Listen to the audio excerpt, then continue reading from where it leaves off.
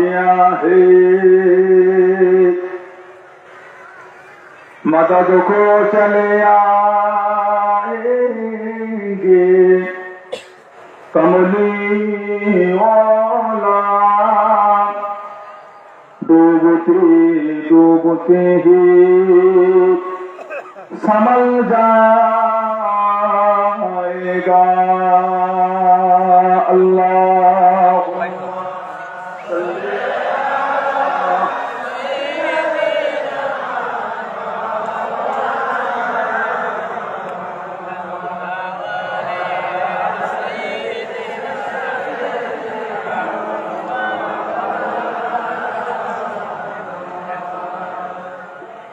لا مقصود إلا الله، لا موجود إلا الله، لا مطلوب إلا الله، لا محبوب إلا الله، لا إله إلا الله، لا إله إلا الله.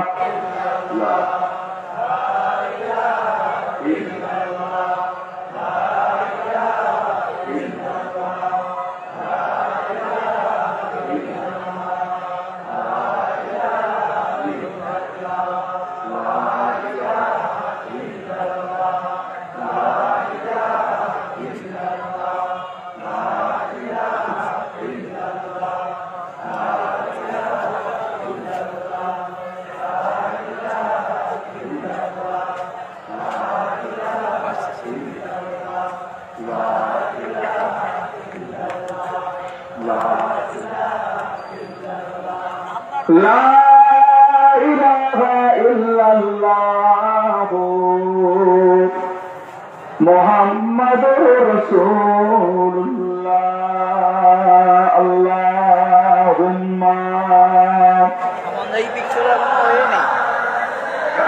সবাই সামনে বসছে, ওদের উঠে যাওয়া তোদের কাছে ওয়ালা আলি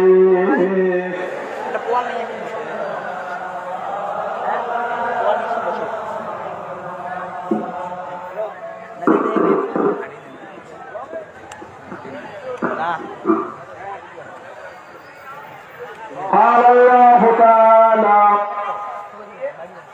في كلام المجيد والفرقان الحميد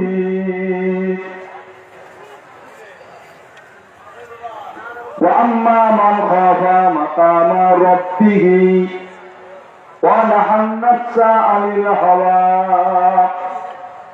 فإن الجنة هي المأوى.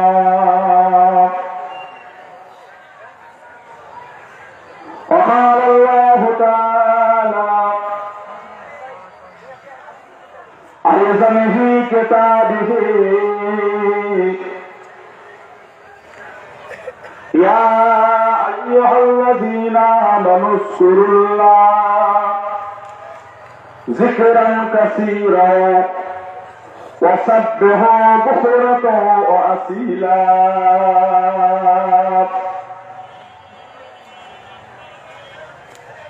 وقال الله تعالى في آية أخرى قل يا عبادي الذين أشركوا على أنفسهم لا تقنطوا من رحمة الله إن الله يغفر الذنوب جميعا إنه هو الغفور الرحيم.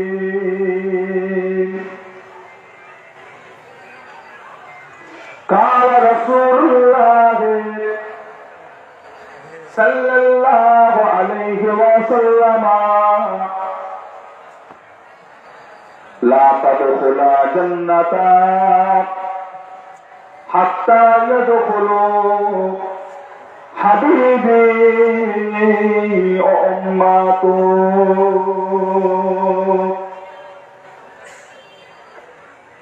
وقال النبي সাল্লাল্লাহু আলাইহি ওয়াসাল্লাম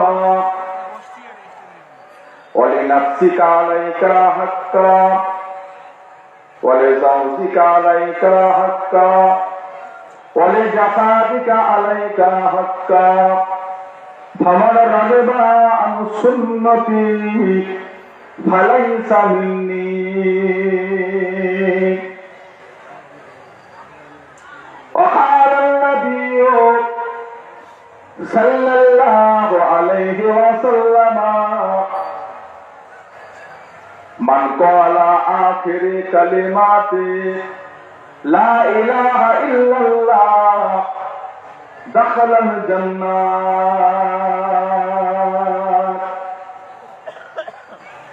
प्यारे हाज़िरीन ये मजलिस আমার দিলদার ইমানদার নেককার আল্লাহ ওয়ালা বাবাজিরা আলেম উলামায়ে কেরাম হাফিজে কুরআন আল্লাহ তাআলার হাজি বান্দা বলেরা আজকের মাহফিলে সম্মানিত এলাকার আলেম উলামায়ে কিরাম গণেরা আজকের মাহফিলের আমার সহযোগিতায় আমার কমিটি ভাইজান গণেরা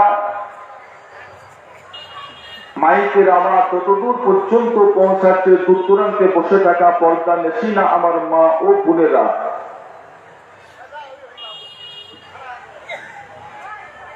আল্লাহ পাকের দরবারে লাখো কোটি শুকরিয়া আল্লাহ পাক আপনাকে আমাকে এক জায়গায় বসিয়ে একত্রিত করে আল্লাহ রাসূলের দুটো কথা শুনবার মতন তৌফিক এনায়েত করেছে তাই আমরা সকলে মিলে আমাদের আল্লাহর শুকরিয়া আদায় করি সকলে বলুন আলহামদুলিল্লাহ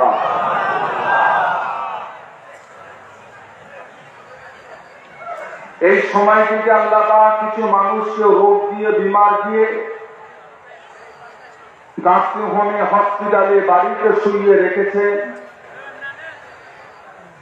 কিছু মানুষ শয়তানে ধোঁকায় করে তাসের আড্ডায় জুয়ার আড্ডায় জিনার আড্ডায় বসে আছে আবার আমার কিছু মুসলমান ভাই বোন ইহুদি বেঈমানদের কঠিন অত্যাচারের ভিতরেও পড়ে আছে রব্বুল আলামিন আল্লাহ পাক আপনাকে আমাকে সর্বদিক থেকে হেফাজত করে অল্প কিছু সময়ের জন্য আল্লাহ রাসূলের মহব্বতে বেহেশতের বাগানে নিয়ে এসেছেন তাই আমরা সকলে মিলে আমাদের আল্লাহ শুকরিয়া আদায় করি সকলে বলুন আলহামদুলিল্লাহ ইসালে সালাম মাহফিল সিরাতুল নবী মিলাদুল নবী এলাকার কমিটি ভাইরা কায়েম করে থাকে কমিটি ভাইজানদের একটা একটা উদ্দেশ্য থাকে কেউ মাহফিল করে মাদ্রাসার উন্নতি করতে কেউ মাহফিল করে মসজিদের উন্নতি করতে আবার কেউ মাহফিল করে এলাকার কবরবাসীদের রূহের মাগফিরাতের জন্য এক একটা কমিটির এক একটা উদ্দেশ্য থাকে আমরা যারা শ্রোতা যারা এসেছি 1 ঘন্টা 2 ঘন্টা 3 ঘন্টা দূর থেকেও অনেকে এসেছেন আমাদের উদ্দেশ্য থাকবে একটা কি উদ্দেশ্য ফুলপুরা শরীফের মুফতি আজম হযরতে আবু জাফর মির্জা হুজুর কিবলা রাহমাতুল্লাহ আলাইহি বলতেন বাবা জলসা মাহফিলটা হলো মুরব্বিদের একটা মাদ্রাসা আলেম উলামায়ে কিরাম গণেরা আসবে ওয়াজ নসিহত করবে মাসলা মাসাইল আলোচনা করবে আমরা সাধারণ মানুষ আম মানুষ আমরা সেখানে গিয়ে বসবো আমাদের চলাফেরায় যদি কিছু ভুল ত্রুটি হয়ে থাকে মাসলা মাসাইল গুলো জেনে আমরা সঠিকভাবে চলার চেষ্টা করব দাড়ি যখন পেকে যায় তখন মক্তবে গিয়ে বসে পড়া আর সম্ভব?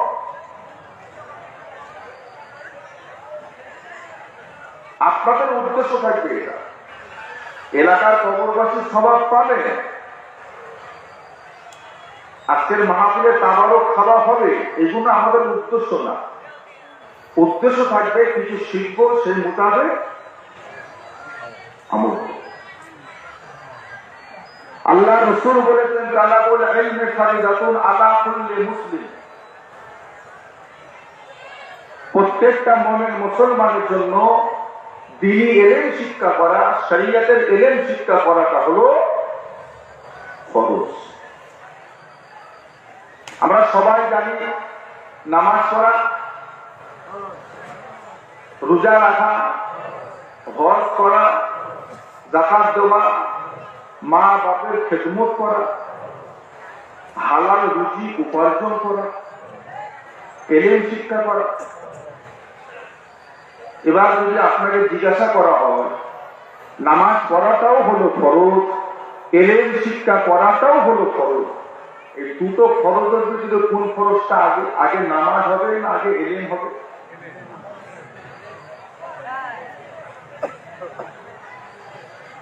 আগে হজ হবে না আগে ইলম হবে? ইলম যদি আপনার না থাকে, আপনি শরিয়াত আল্লাহ রাসূলের হুকুম মোতাবেক আপনি আমল করতে পারবেন না। হজ মানে এটা নয় টাকা পয়সা জমা দিয়ে কাবা দেখলে কাবা শরীফে গিয়ে আপনি তওয়াফ করা শুরু করে দিলেন, এটার নাম হজ নয়, এটার নাম তওয়াফ নয়। তওয়াফ করারও একটা নির্দিষ্ট জায়গা, সেখান থেকে শুরু করতে হয়, সেখান থেকে শুরু করতে হবে। সাফা মারওয়া দেখলেন আর ছোটাছুটি শুরু করে দিলেন, এটার নাম সাহি নয়। সাহি করারও একটা নির্দিষ্ট জায়গা থেকে শুরু করার জায়গা আছে। ইলম ছাড়া আপনি আমল করতে, আপনি নামাজ পড়বেন, এখন নামাজের নিয়ত করে উপর দিকে দেখছে, পাখা দেখছে, অনেকে দেখ হবে এই মাথা সে মাথা দেখছে, পিঠে পাশে বেরিয়েছে, নিজের পা দেখছে, এই দেখছে, নামাজ হবে? যতক্ষণ আমরা তাকবীরে তাহরিমা দিয়ে হাত আমরা যতক্ষণ বেঁধে থাকবো, তত সময় পর্যন্ত আমাদের চোখের দৃষ্টিটা কোন দিকে থাকবে? কোন দিকে থাকবে? সেজদাতে। ঝড় হোক, বৃষ্টি হোক, বাজ করুক, তুফান করুক, বোম করুক, চোখ ফিরবে সেজদাতে। যখন আমরা রুকুতে যাব তখন আমাদের চোখের দৃষ্টিটা কোন দিকে থাকবে?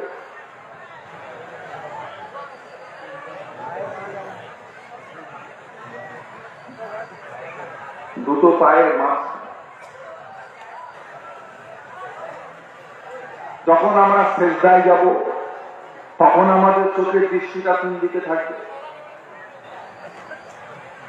সেজদায়। তখন আমাদের চোখের দৃষ্টি কোন দিকে থাকবে?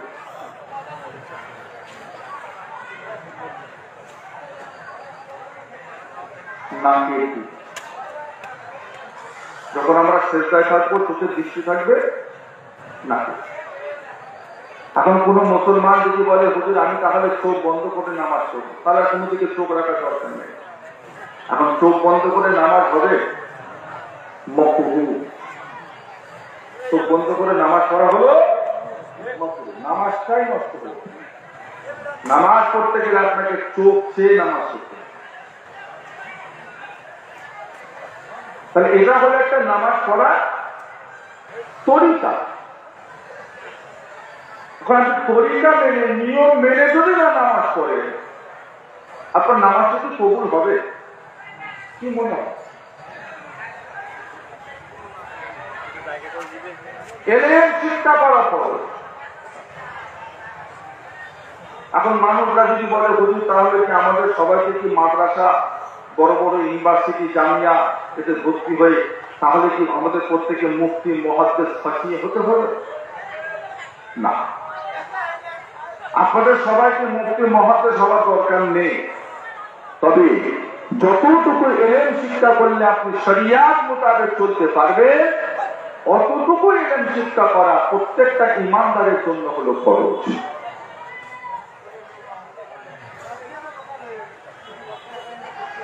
কিছু মাসলা থাকবে যেগুলো আমাদের এখন জানার দরকার নেই। যদি সেই সমস্ত সম্মুখীন যদি আমাদেরকে হতে হয়, তো ফাসআলু আহলা যিকরি ইন কুনতুম লা তা'লামুন। আল্লাহ কোরআন পাকের মধ্যে বলেছেন, যেটা তোমরা জানো না তোমরা জেনে নাও, জানলে ওলাদের।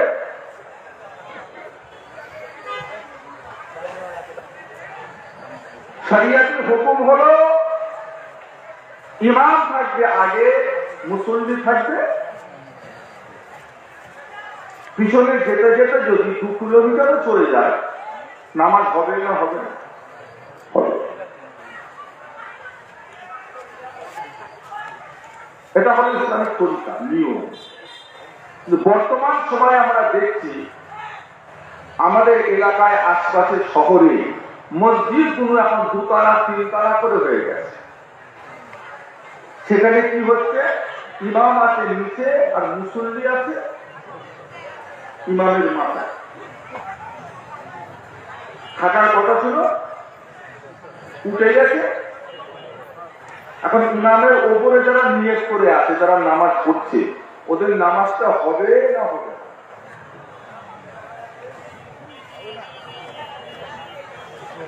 কি বলছেন আপনি? হবে না হবে? আল্লাহ নবীর জামানায় কি 2 তলা মসজিদ ছিল? সাহাবাদের যুগে, 4 ইমামের যুগে, বর্তমান যুগে এই যে বিদআতটাকে শুরু হল, বিদআতটাকে হল বেআইন দ্বারা বিদআত। বিদআত কাকে বলে? যেটা নবীর জামানায় ছিল না, পরবর্তী জামানায় যে কাজটা, সেটা হলো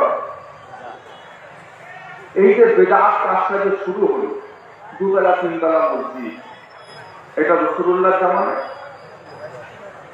বর্তমান যুগে এখন ওদের নামাজ হবে না হবে না? হবে না। এখন যাদের পাড়ায় 2 তলা মসজিদ, ওদের পাড়ায় গিয়ে বলেন তোদের নামাজ হবে না, ঘরে ঘরে হবে না। এই যে 2 তলা মসজিদে যে নামাজটা পড়ছেন, এটা আপনি হাদিস দিয়ে প্রমাণ করতে পারবেন? কোরআন দিয়ে? একটু হাতে দেন না, পারবে? একটা মাত্র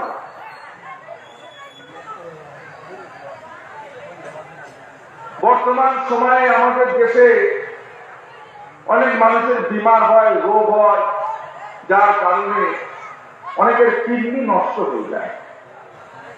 ডায়ালিসিস করে। ডায়ালিসিস করতে করতে এমন একটা সময় পৌঁছে যায়, তখন ডায়ালিসিস আর শরীর নিতে পারে না। তখন ডাক্তাররা বলে একটা নতুন কিডনি নিয়ে আসো, তোমার বাপের কিডনি দুটো অচল, ইয়ার চলবে না।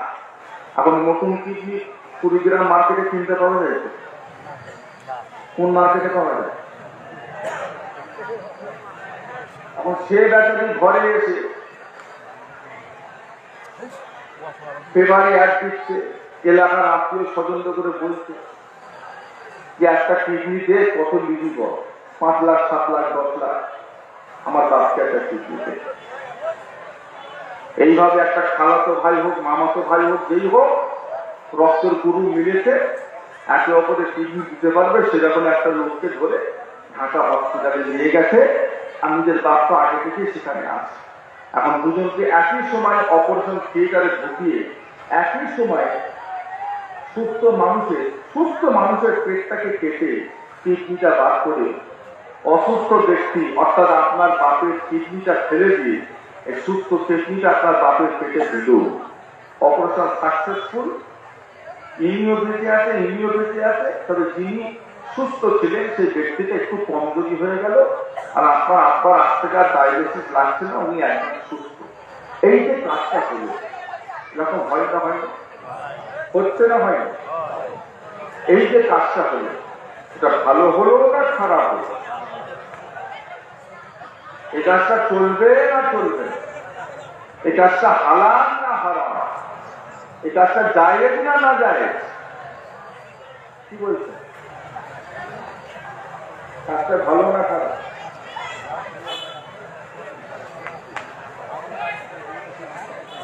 আমাদের বাংলাদেশের বুকে যে ব্যক্তিটা সবচাইতে বেশি কিডনি ট্রান্সফার করেছে, তেনার নাম হলো ডাক্তার কামরুল ইসলাম।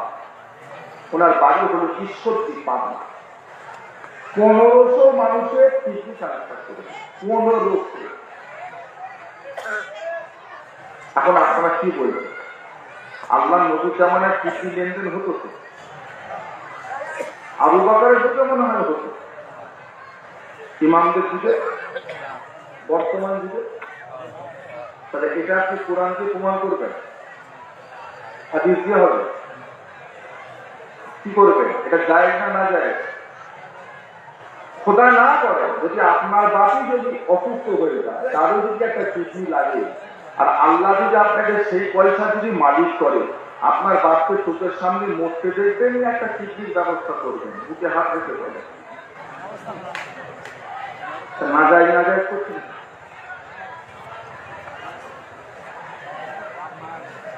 কি বলছেন আপনারা? সুগারের দুটো চোখ নষ্ট হয়ে গেছে, অন্ধ হয়ে গেছে।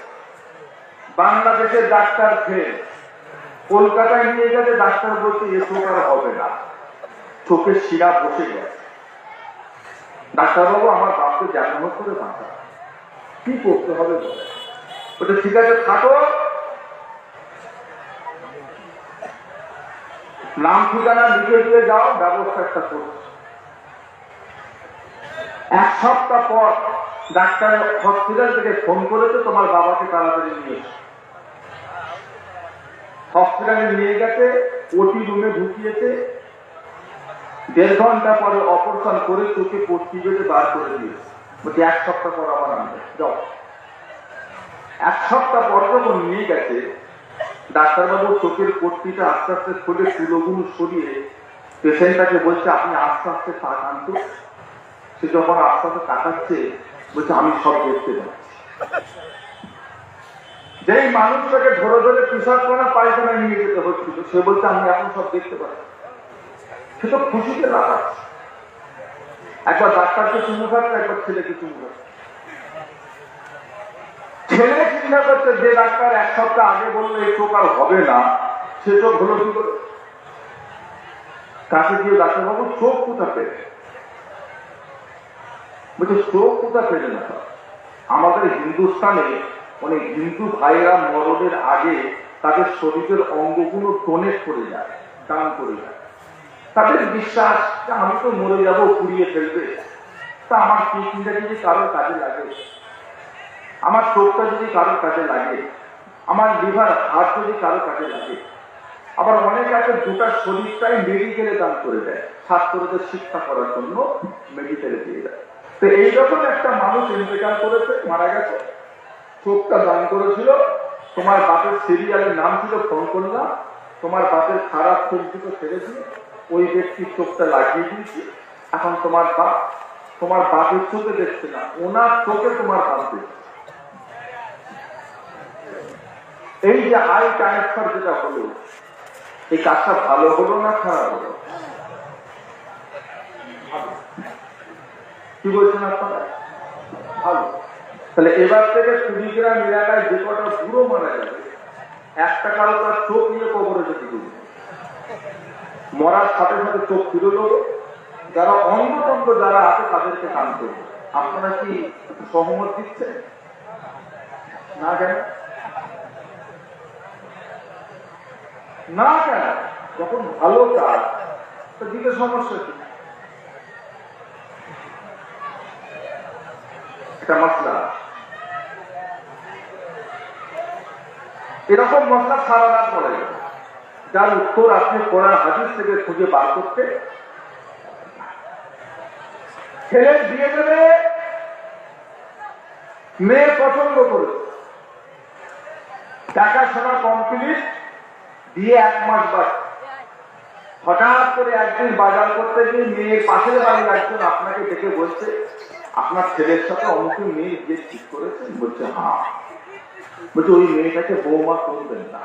কেন? বলছে ওই মেয়েটার জীবনও বাচ্চা কাচ্চা হবে না। কেন হবে না? বলছে ওর পেটে টিউমার হয়েছিল, অপারেশন করিয়ে বাচ্চা যেখানে জন্মায় সে বাচ্চা জন্মানোর জায়গাটাকে কেটে বাদ দিয়ে দিতে হবে। ওই মেয়ে বাচ্চা কাচ্চা জীবনও। আচ্ছা, এই কথাটা শুনলে ছেলের বাবার ওই মেয়েকে বৌমা করবে? বাড়ির বউ করে আনলে কি ঘরে এসে বলেছে বাবা ওই বিয়ে হবে না, ওই মেয়ে অসুস্থ, ওই মেয়েকে বৌমা করা যাবে না। তখন ছেলে বলছে না, আমি ওকেই বিয়ে করবো, বাচ্চা হোক নাই হোক আমার দেখার দরকার নেই, আমি এখন ওকেই বিয়ে করবো। এখন প্রশ্ন হলো, যেই মহিলার বাচ্চা কাচ্চার জীবনও হবে না জানার পরও সেই মহিলাকে বিবাহ করাটা চলবে না চলবে না? কি বলছেন আপনারা?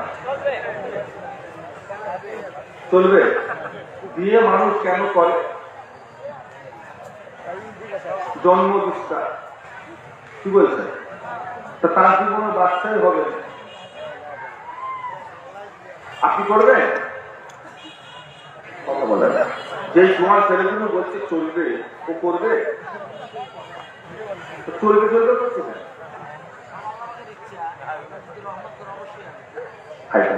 ওর বাচ্চার ঘরই কেটে ফেলছে, বলতে আল্লাহ ইচ্ছে করলাম। বলছে আজকে রবিবার, পোস্ট অফিস খুলবে না, বলতে যদি খুলবে। প্রশ্ন,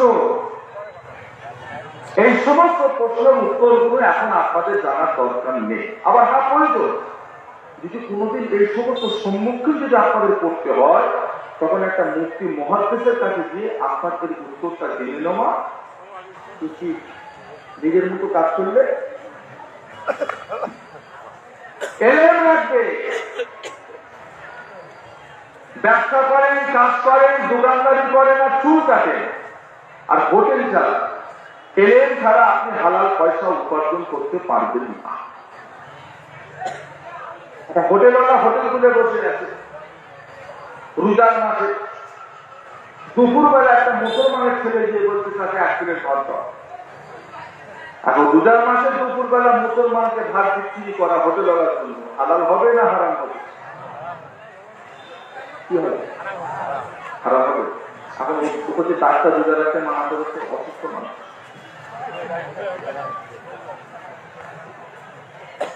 এবার কি হবে?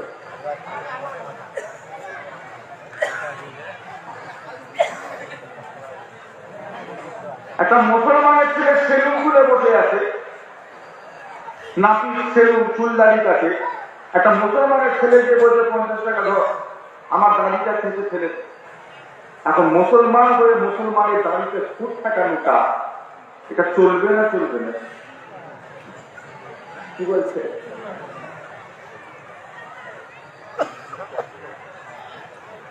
মুদিখানা দোকানদার দোকান খুলে বসে আছে, আমার বাড়িতে জামাই আছে, আমার ইচ্ছা আমি আমার জামাইকে লম্বা চালের ভাত রান্না করে খাওয়াবো। সেই সুবাদে আমি চিন্তা করলাম চাল কিনতে হবে, কিন্তু আমার কাছে কাঁচা কোনো পয়সা নেই।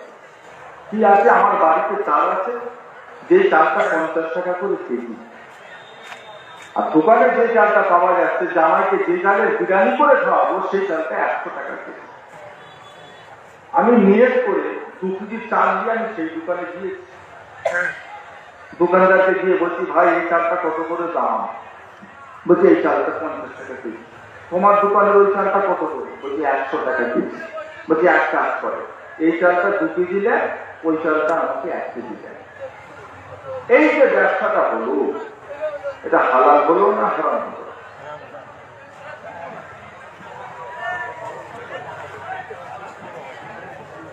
তো হামু দেয় না, বিরক্ত হচ্ছে?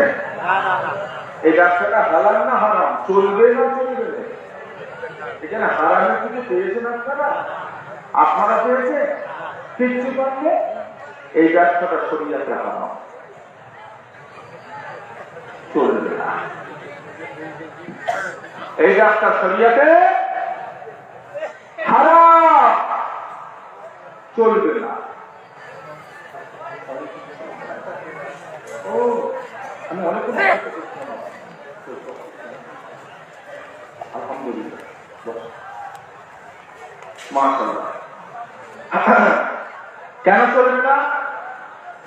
দোকানদার যেটা বিক্রি করছে সেটাও চাল, আর ক্রেতা বিক্রি যেটা নিয়ে গেছে সেটাও চাল। দোকানদার যখন 1 কেজি চালের বিনিময়ে 2 কেজি চাল দেবে, ওটা হলো রিবা, ওটা হলো সুদ,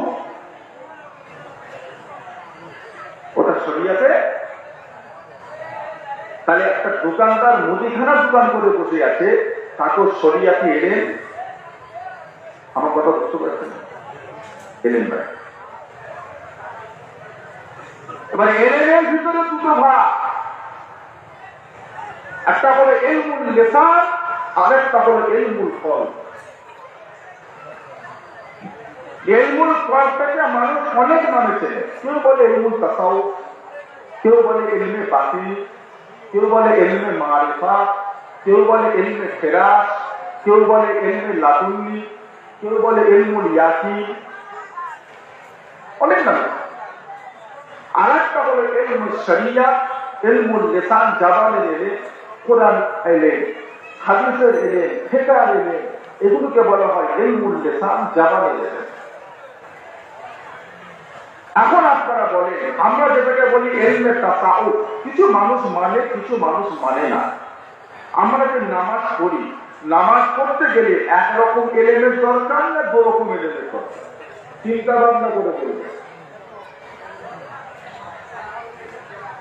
এলমে জাহিরি বাতিনি দুটোই লাগবে না জাহিরি থাকলেই হবে?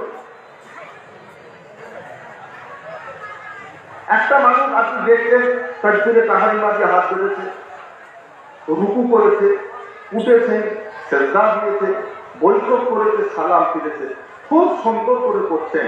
আপনি দূর থেকে দেখে আপনার মনটা খুশি হয়ে গেল, কি সুন্দর নামাজ। কিন্তু যতক্ষণ উনি নামাজ পড়েছেন ততক্ষণ ওনার মনটা নামাজে ছিল না, বাজারে ছিল। নামাজটা আল্লাহ দরবারে কবুল হয়েছে? ওই নামাজ আল্লাহ নেবেন না মুখে ছুঁড়ে মারবেন? নামাজ পড়তে গেলে শুধু হাত পা লাগালেই নামাজ হয় না, অন্তরটাকেও নামাজে রাখতে হয়?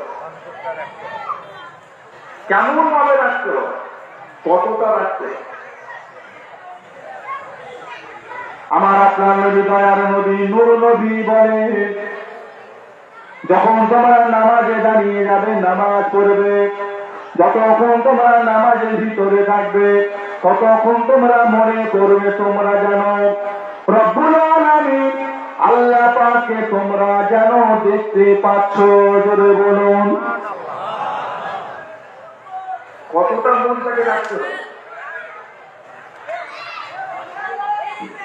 নামাজে আমি যেন আল্লাহকে কথা বলবে। এই নামাজি কটা আছে? লাখে একটা পাওয়া যাবে তো? হাবু দেন না, লাখে একটা। বাবারা, তোমাদের যদি এটা মনে না হয়, তোমরা কমসে কম এটা মনে করে নিও, রব্বুল আলামিন আল্লাহ পাক তিনি তোমাদেরকে দেখতে পান। জোরে বলুন। কিন্তু হয় মনে করো তুমি আল্লাহকে দেখতে পাচ্ছ, আর না হলে মনে করো আল্লাহ তোমাকে দেখতে পাচ্ছে। যেই মানুষটা নামাজ পড়তে পড়তে যার এই মনটা হয়ে গেছে আল্লাহ পাককে সে দেখতে পায়, সেই বান্দাটাকে বলা হয় আরে। আরে মানে হলো ওই বান্দাটা আল্লাহ পাকের পরিচয় পেয়ে গেছে। জোরে বলুন। যে বান্দা নামাজ পড়তে পড়তে এটা মনে করে রব্বুল আলামিন আল্লাহ তিনি আমাকে দেখতে পান, সেই বান্দাটা হলো মুখলেস, সেই বান্দাটা উপরে আমার আল্লাহ পাক রাজি খুশি হয়ে গিয়েছে। জোরে বলুন। নামাজ পড়তে গেলে শুধু এলমের জাহিরি দরকার না বাতিনিটাকেও দরকার? বাতিনি এই যে নামাজ পড়ছি আর মনে মনে ভাববো আমি যেন আল্লাহকে দেখতে পাচ্ছি, এই মনটা আপনি একা একা তৈরি করবেন না কোনো আল্লাহওয়ালার সহবতের দরকার আছে? কি বলছেন একা পারবেন আপনি? আপনাকে নিয়মটা বলে দেবে, এই মনটা আপনি তৈরি করবেন থেকে। নামাজ আর 5 মিনিট বাকি আছে, দোকান ছেড়ে কারবার ছেড়ে তাড়াহুড়ো করে গিয়ে মসজিদে গিয়ে ওই উঁচু হালতে ভিজে যায় আল্লাহ একটা ওই মন আসবে, ওই মনটা আসবে কত সহজ। সামান্য নামাজ পড়তে গেলেও আমাদের একরকম এলে হবে না, করকম দরকার। এলমে জাগিরের ভিতরে আবার 4টে ভাগ। 1 নম্বর হলো এলমে আকায়েদ, আকীদা, বিশ্বাসগত এলেম। 2 নম্বর হলো এলমে আমাল, ইবাদতগত এলেম। 3 নম্বর হলো এলমে মুআমিলা, সম্পর্কগত এলেম। 4 নম্বর হলো এলমে সিয়াসাত, রাজনীতিগত এলেম। এই 4 এলম শিক্ষা করা প্রত্যেকটা ইমানদারের জন্য হলো ফরজ। এলমে সিয়াসাত, সিয়াসাত মানে রাজনীতি। রাজনীতি মানে শুধু পতাকা নিয়ে রাস্তায় ছিটা, এটার নাম রাজনীতি? আমি এই রাজনীতির কথা বলি। ইসলামী একটা রাজনীতি, ইসলামী একটা নিয়ম কারণ আছে না? না, চুরি করলে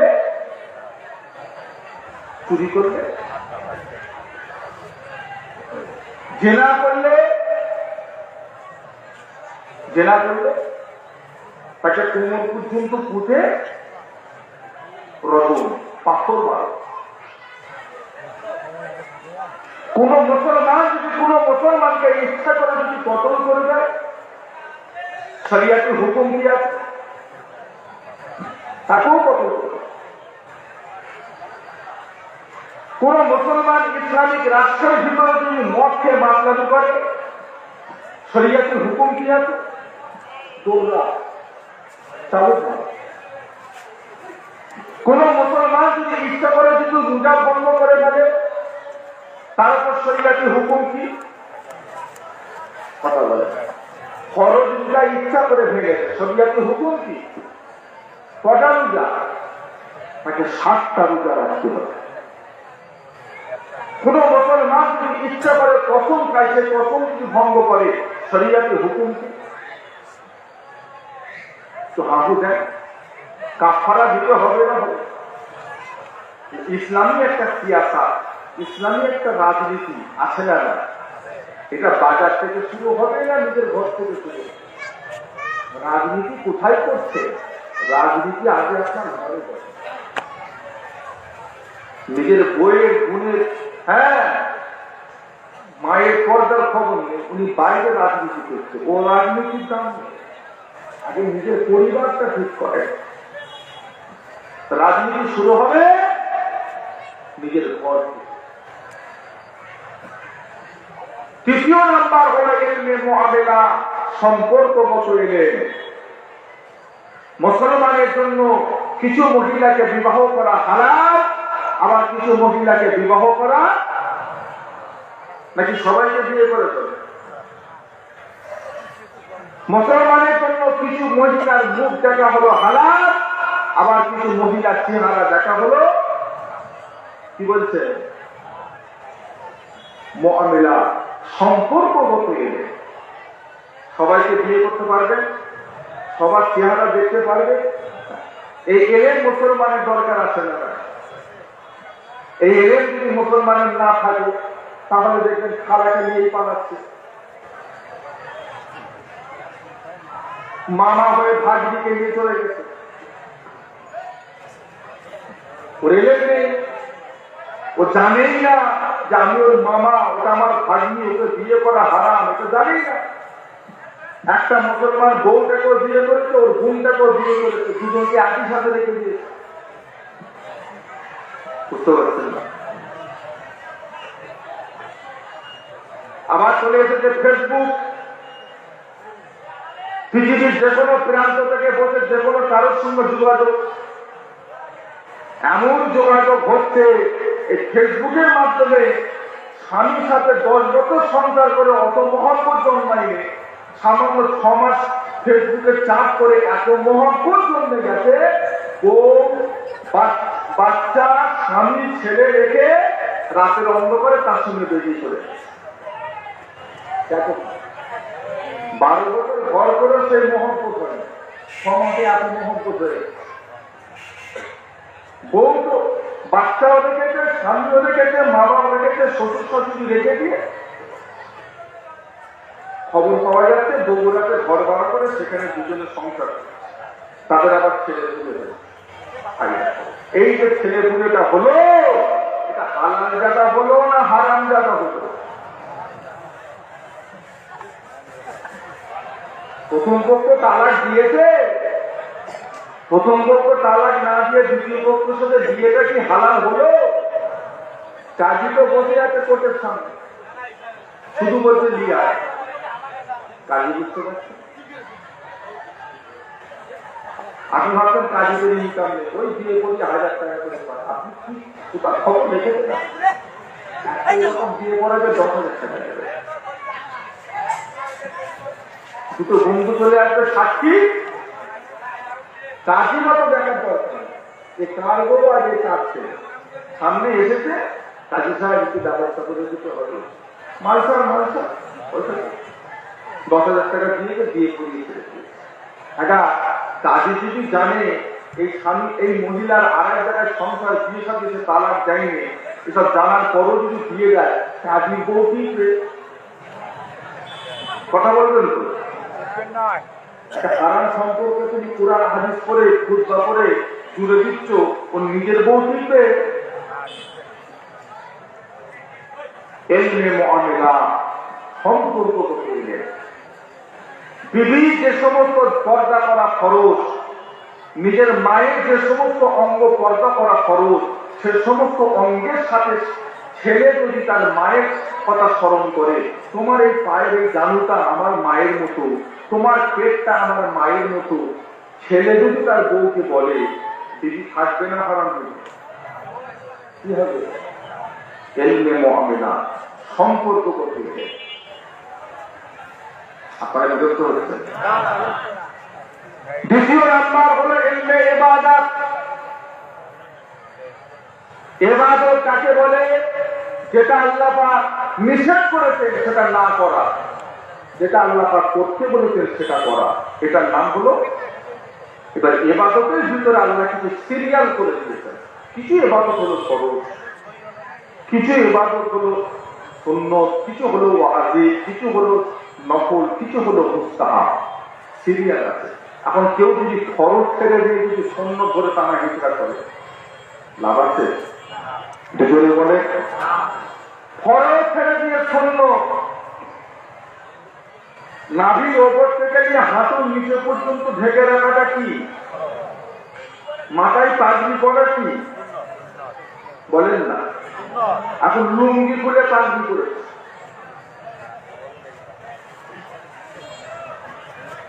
লুঙ্গি খুলে পাগড়ি করেছে ফরজ যা সুন্নত রেখেছে লাভ আছে মাগরিবের 3 রাকাত ফরজ নামাজ পড়ার পরে 2 রাকাত তারপরে 2 রাকাত তারপরে 6 রাকাত এখন কোন মুসলমান যদি মাগরিবে ওই 2 রাকাত নফলটা ছেড়ে দিয়ে 6 রাকাত আবাবির পরে লাভ না লস ঠিক করে বলে লাভ না লস কেন হুজুর এই নফলটা হলো ফরজের সাথে এই নফলটা ওই আবাবিরের থেকে অনেক দামি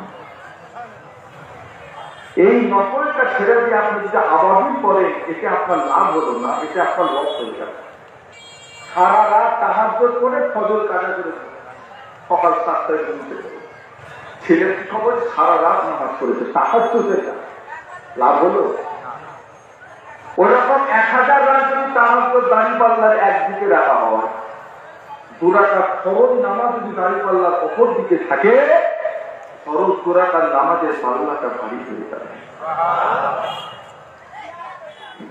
সারা রাত তাহাজ্জুদ করা বেকার যদি আপনার ফজরের ফরজ যদি কাজা হয়ে যায় এলেম রাখতে হবে না হবে কি হুকুম করে দেবে উনি তাহাজ্জুদে ব্যস্ত দিকে ফজর কাজা বুঝতে পারছেন এক নাম্বার হলো এলমে আকায়েদ মানে আমরা মুসলমান, আমরা কটা জিনিস বিশ্বাস করে মুসলমান? একটা মানুষকে মুসলমান কখন বলা হবে? সে কয়েকটা জিনিসকে যখন বিশ্বাস করে যাবে, অন্তরে বিশ্বাস করবে, মুখে স্বীকার করবে, আর কাজে করে ও সেটা কটা? 5টা, 6টা, 7টা, 8টা, 10টা কটা? কিছু কথা বলেন না?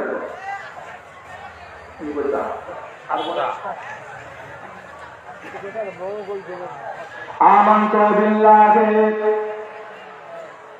ওয়া মালাইকাতিহি ওয়া কুতুবিহি ওয়া রুসুলিহি ওয়াল ইয়াউমিল আখির ওয়াল কদরি খাইরিহি ওয়া শাররিহি মিনাল্লাহি তাআলা ওয়াল বা'সি বা'দাল মউত।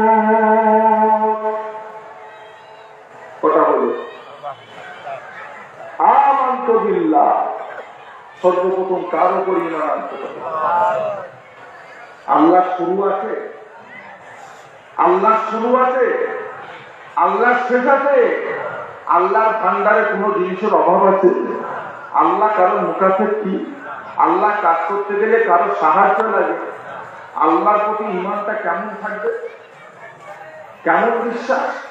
কুড়িগ্রাম এলাকায় বন্যা হয়ে কবরস্থানের উপর দিয়ে পানি বয়ে গেছে, কয়েকটা কবর ধস করে গেছে। গ্রামবাসী গেছে কবরগুলো যাতে বেবজ্জতি না হয় মাটি ঢালার জন্য গেছে। 4-5টা কবরে ধস করেছে। প্রথম কবরে দিয়ে দেখছে 2-4টে হাত পড়ে আছে, মাটি দিয়ে সমান করে দিয়েছে। দ্বিতীয় কবরে দিয়ে দেখছে কঙ্কালটা পড়ে আছে, মাটি দিয়ে সমান করে দিয়েছে। তৃতীয় কবরে গিয়ে দেখছে কিচ্ছু নেই, তাও মাটি দিয়ে সমান করেছে। চতুর্থ কবরে গিয়ে দেখছে কাফনও টাটকা, লাশও টাটকা। তার মানে কি বোঝা গেল? ওই কবরের মাটি ভালো। হ্যাঁ, কবরের মাটি ভালো। কি ভালো? মাটি ভালো না ব্যক্তি ভালো? ব্যক্তি ভালো। টাটকা কে রেখেছে? কি বলছে? বিশ্বাসটা কেমন থাকবে বুঝতে পারছেন? এটা আল্লাহ রেখেছে, এটা মাটির জন্য নয়। আল্লাহর প্রতি ঈমান, ইয়াকিন, বিশ্বাস। আলো হোক, অন্ধকার হোক, পানির তলায় হোক আর পানির ওপরে হোক, যেখানেই যা করি কে দেখতে পান? আল্লাহ। দ্বিতীয় নাম্বার হলো ওয়া মালাইকাতিহি। কাদের উপরে বিশ্বাস? আল্লাহর উপর। ফেরেশতা, মালাইকা। ফেরেশতারা ছেড়ে না মেয়ে? ফেরেশতাদের লোভ লালসা ফেরেশতা চোখে দেখেছে? বিশ্বাস, বিশ্বাস আপনার করতে হবে। চোখে দেখেন আর নাই দেখেন। ফেরেশতা এটা হলো আল্লাহ পাকের একটা মওজুদ। জিবরাইল ফেরেশতা আমার নবী পাকের কাছে 24,000 বার এসেছিলেন। আল্লাহ নবীর সাহাবারা জিবরাইল ফেরেশতাকে তেনারা চামড়া চোখে তেনারা দেখেছিলেন। মহব্বতে বলা যাবে না। আমাদের বিশ্বাস রাখতে হবে না? হবে না? বলে হুজুর আমি দেখিনি, আমি কেন বিশ্বাস করব? অনেক মুনাফিক বেরিয়ে গেছে, বেঈমান নাস্তিক বেরিয়ে গেছে, আমি দেখি। তুমি তো অনেক কিছুই দেখো। আজ থেকে 100 বছর পিছনের লোক জানতো যে বাংলাদেশের মাটির তলায় গ্যাস আছে? জানতো? তার মানে তখন গ্যাস ছিল না। কি বলছেন? গ্যাস ছিল, কিন্তু তাদের জ্ঞানে। এখন যদি আমি আপনাদেরকে বলি, এখন আমি কুড়িগ্রামের এই এলাকায় জলসা করছি আর আমেরিকার একটা ছেলে আমার অবস্থা লাইভ দেখছে, বিশ্বাস করবেন না? আচ্ছা, এই কথাটা 50 বছর আগে যে লোকটা ইন্তেকাল করেছেন তাকে যদি কবর থেকে তুলে বলা হয়, কি বলছেন? বিশ্বাস করবে? এখন যদি আমি আপনাদেরকে বলি আমার ঘরে কে ঢুকছে আর কে বেরোচ্ছে, আমি কোনো দেখে বলে দিতে পারবো, বিশ্বাস করবে? বিশ্বাস করবে। এই কথাটা আজ থেকে 20 বছর আগে বলতে কি বলছে? তাহলে আজ থেকে 20 বছর আগেকার মানুষ যেটা চোখে দেখেনি সেটা আমরা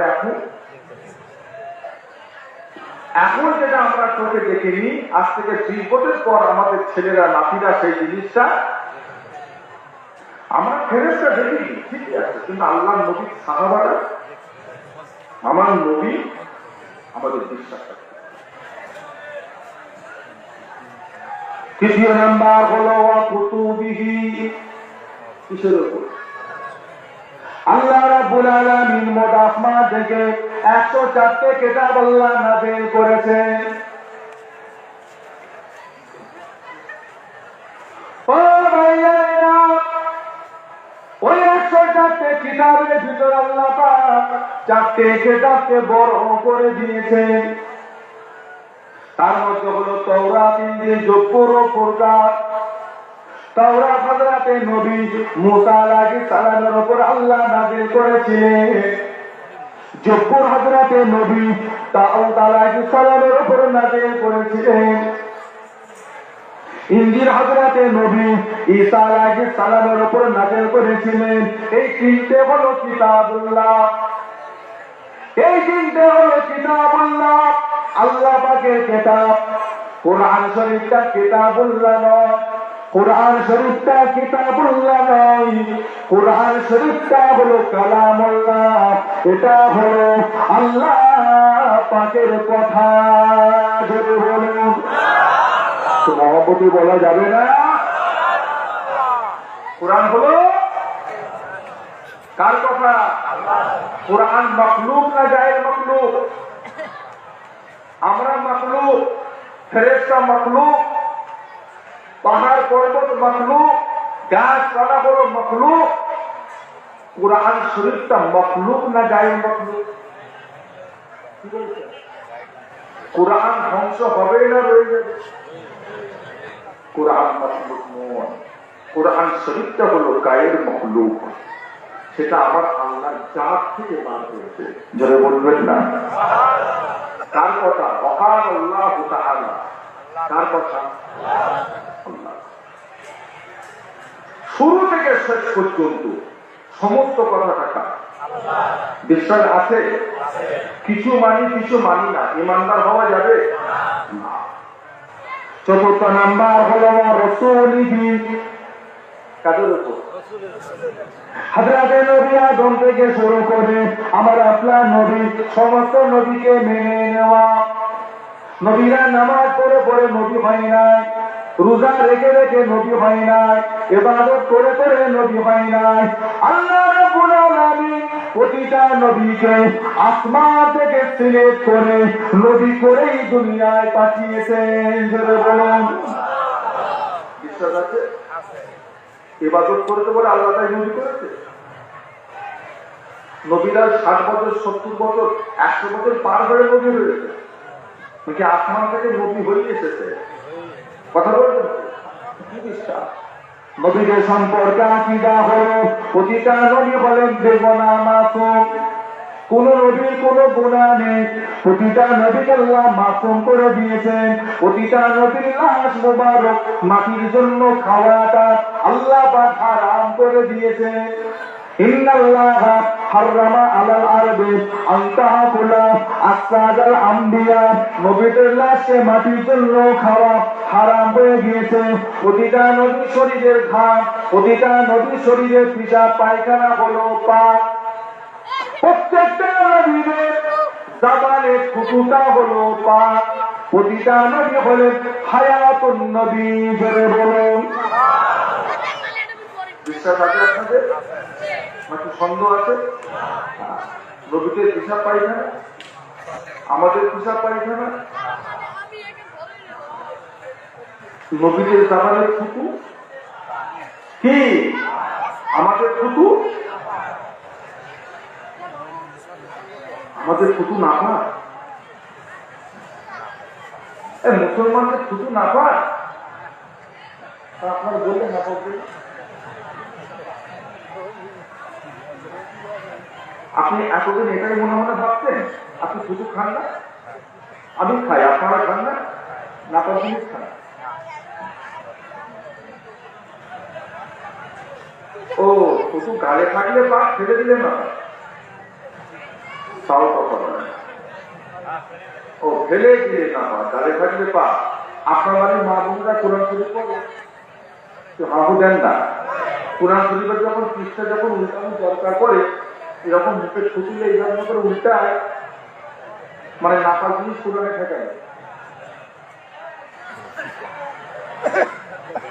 কথা বলুন, এরকম করে পৃষ্ঠা উল্টায় না, নাপাক জিনিস কোরআনে ঠেকাবে তো, তাহলে বসে ফেলে ফেলে না পায়।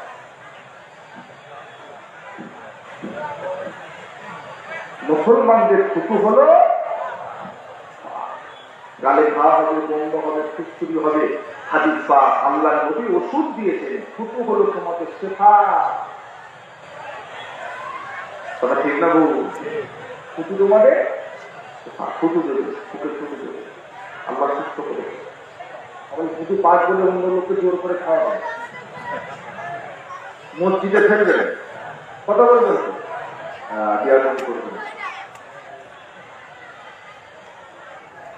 নবীরা হলেন হায়াতুন নবী।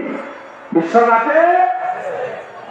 অনেক আবার যুক্তি দেয় হায়াতুন নবী হলে অক্সিজেন কোথা পায়? একটা কবরে অক্সিজেন পাওয়া যায়? বেঁচে থাকতে গেলে কি দরকার? নবীরা অক্সিজেন কি দরকার? বেঁচে থাকতে গেলে কি দরকার? নবী কোথা পায়? যুক্তি দেয়, যুক্তি যুক্তি মানে সাইন্স নিয়ে পড়াশোনা করেছে, বিশাল ব্যাপার। মনে করেছে এমন যুক্তি তো হুজুর কাজ হয়ে চলে যাবে। ও জানি না হুজুরের কাছে এমন যুক্তি আছে তিনি ওর মাথা ছুটতেই যাবে, সে মুসলমান। আল্লাহ রাব্বুল আলামিন দুনিয়াতে এক একটা নবীকে এক এক রকম ভাবে আল্লাহ পরীক্ষা করেছেন। ও ভাইয়েরা, কোন নবীকে আল্লাহ পাক দুটো চোখে অন্ধ করে দিয়েছে, কোন নবীকে আল্লাহ পাক শরীরে পোকা দিয়ে দিয়েছেন, কোন নবীকে আল্লাহ পাক আগুনে ফেলে দিয়েছেন, কোন নবীকে আল্লাহ পাক কুয়াতে ফেলে দিয়েছেন। এইরকম করে কোন নবীকে আল্লাহ পাক মাছের পেটে ঢুকিয়ে দিয়েছেন। কোন নবী? হযরত নবী ইউনূস আলাইহিস সালাম। কোথায়? মাছের পেটে। খাদ্য খাবার কোথায়? কতদিন ছিল? 40 দিন। খাদ্য খাবার কোথায়? ঘুমোতেন কোথায়? কথা বলেন না, ঘুমোতেন কোথায়? ও মাছের পেটে খাট, পালং, বালি সব আছে। নবী ইউনূস আলাইহিস সালাম মাছের পেটে পেশাব পায়খানা কোথায় করতে?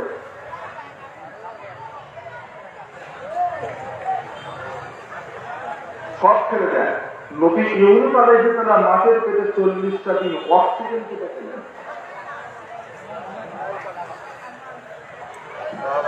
নবী ইউনূস আলাইহিস সালামকে 40 দিন যদি আল্লাহ মাছের পেটে অক্সিজেনের ব্যবস্থা করে দিতে পারে, আপনার নবী সম্পর্কে আপনার চিন্তা ভাবনা কি?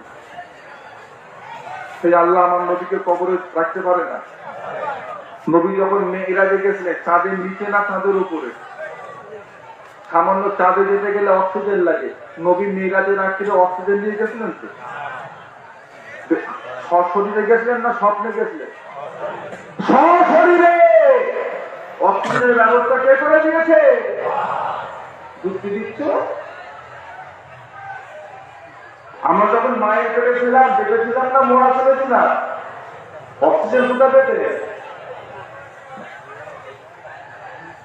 আর আম্মাজান আমেনা বলেছেন, আমার বেটা মুহাম্মদ যখন দুনিয়ায় এলো, আমি আমেনার সাথে আমার বেটা মুহাম্মাদের নারীর কোন সম্পর্ক ছিল না। ধরে বলবেন না? আমার বেটা মুহাম্মদকে দুনিয়ায় আসার পরে মুসলমানি খাতনা দিতে হয়নি, আমার পেট থেকে কে যেন আমার বেটাকে খাতনা দিয়েই দুনিয়ার বুকে পাঠিয়ে দিয়েছে। কি বিশ্বাস করেন সেই নবী সম্পর্কে? কি আপনি যুক্তি ধরা করছেন? আপনি একাই যুক্তি জানেন? পৃথিবী বড় না সূর্য বড়? আপনারা কি বিরক্ত করছে? 14 বছর 15 বছর আগে একবারে 15 বছর আগে আমি কানগুলা চেয়েছি, আমি আর 20 গ্রামের চাবো, আল্লাহ এত দূরে আমার পক্ষে সম্ভব। মোবারক ভাই বলেছিলেন ভাইজান আপনাদের উড়োজাহাজ করে দেবেন, আপনি উড়োজাহাজ করে যাচ্ছেন আর নামাজ দরকার নেই। তো তখন এসেছিলাম, তখন দেখেছিলাম আস্তে আস্তে একটা নদী পড়েছিল, ট্রেন চলে গেল, তারপর থেকে আমরা যাচ্ছি ওই রাস্তা বলেছি। আল্লাহ এই গেলে কি রাস্তা করে প্রথমে ট্রেন চলে গেল, তারপর থেকে আমরা যাচ্ছি। আমি সেই থেকে কান বুঝতাম, আমি আর করেছিলাম, আমি আর যাবো সে রাস্তাখানা নেই, ভালো হয়ে গেছে। আমার বাবাজিরা, দোস্তরা, বন্ধুরা, পৃথিবী বড় না সূর্য বড়? কত বড়? বাবাজি ঠিক মনে আছে, 13 লক্ষ গুণ বড় পৃথিবী থেকে সূর্য। 13 লক্ষ এইরকম পৃথিবী সূর্যের ভেতর ঢুকে যায়, খুঁজে পাবেন না। 13,000, 13 লক্ষটা পৃথিবী। ছেলে খেলা কত করে চিন্তা করলে মাথা ঠিক থাকবে। 13 লক্ষ পৃথিবী। ঢাকা থেকে কলকাতায় যখন কোনো প্লেন উড়ে যায়, বা আপনার ঢাকা থেকে যখন মক্কা রাস্তা যখন প্লেনের রওনা দেয়, জেদ্দায় যায়, তখন প্লেনটা পৃথিবীর বাইরে দিতে যায় না পৃথিবীর ভিতর দিয়ে যায়? বাইরে দিয়ে। 33,000 ফুট, 38,000 ফুট, 18 কিলোমিটার জমিন থেকে, সেটা পৃথিবীর বাইরে না ভেতরে। এখন বলে আল্লাহ রাব্বুল আলামিন হাসরের মাঠ করবেন, কিয়ামতের ময়দান, আমরা সবাই উঠবো। কোথা? এই জমিন না অন্য জমি? মেইন জায়গা হলো আরাফাত। আরাফার ময়দান হলো হাসরের মেইন জায়গা। তাহলে এই জমিনে আমরা উঠবো। সূর্যটাকে আল্লাহ কোথা না দিয়ে আনবে? এতে কি কারো দ্বিমত আছে নাকি? কোথা আনবে? আচ্ছা আমি ধরলাম 1 কিলোমিটার জমির থেকে একদম কাছাকাছি হয়ে গেলে তাপ বেশি লাগে, 1 কিলোমিটার মানে একটু কম তাপ লাগে। হ্যাঁ, 1 কিলোমিটার কটা মুখ হবে? 12। এখন আপনারা বলে পৃথিবী বড় না সূর্য? পৃথিবী থেকে সূর্য যদি 13 লক্ষ গুণ বড় হয়, কিয়ামতের দিনে ওই সূর্যটা এই পৃথিবীর ভিতরে কি করে ঢুকলো?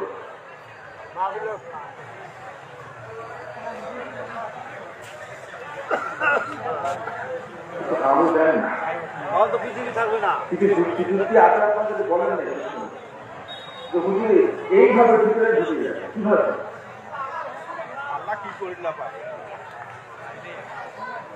যুক্তি দেবে?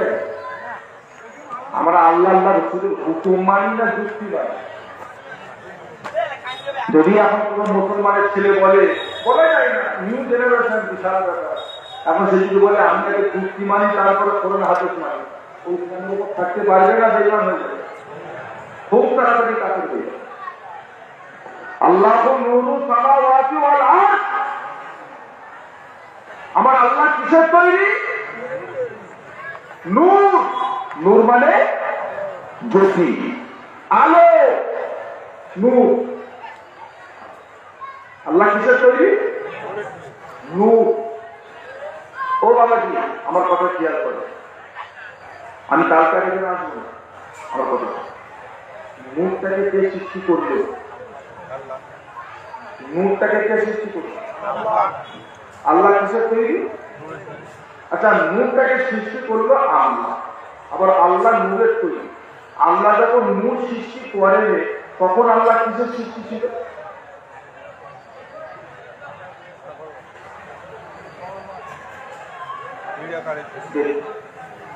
ও মনে করেছে 4টে যুক্তি থেকে হুজুরকে কাজ করে দেবে। হ্যাঁ, এমন যুক্তি তখন মাথা শুরুতে পালাবে, সে মুসলমান। এখন বলে আর আগে বাড়বো না, এখানেই থাকবে।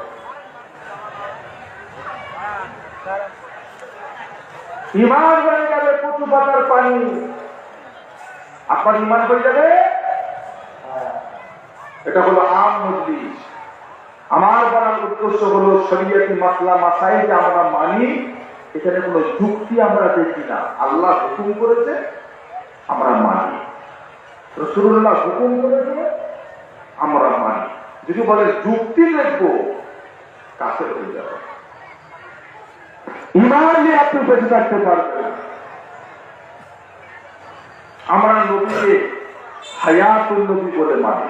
আমরা বিশ্বাস করি মদিনা শরীফে রাসূলুল্লাহ রওজা পাকে আমরা যাই আর নাই না, আজকে কুড়িগ্রাম থেকে আমরা বসে বসে দরুদ শরীফ পড়ছি।